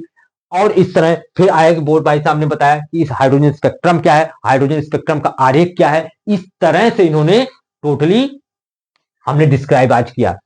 ठीक है ना? और इसके आधार पर आता है कि चलिए भैया ऊर्जा स्तर आरेख। तो देखिए ऊर्जा भी इन्होंने फिक्स की थी। ऊर्जा क्या थी?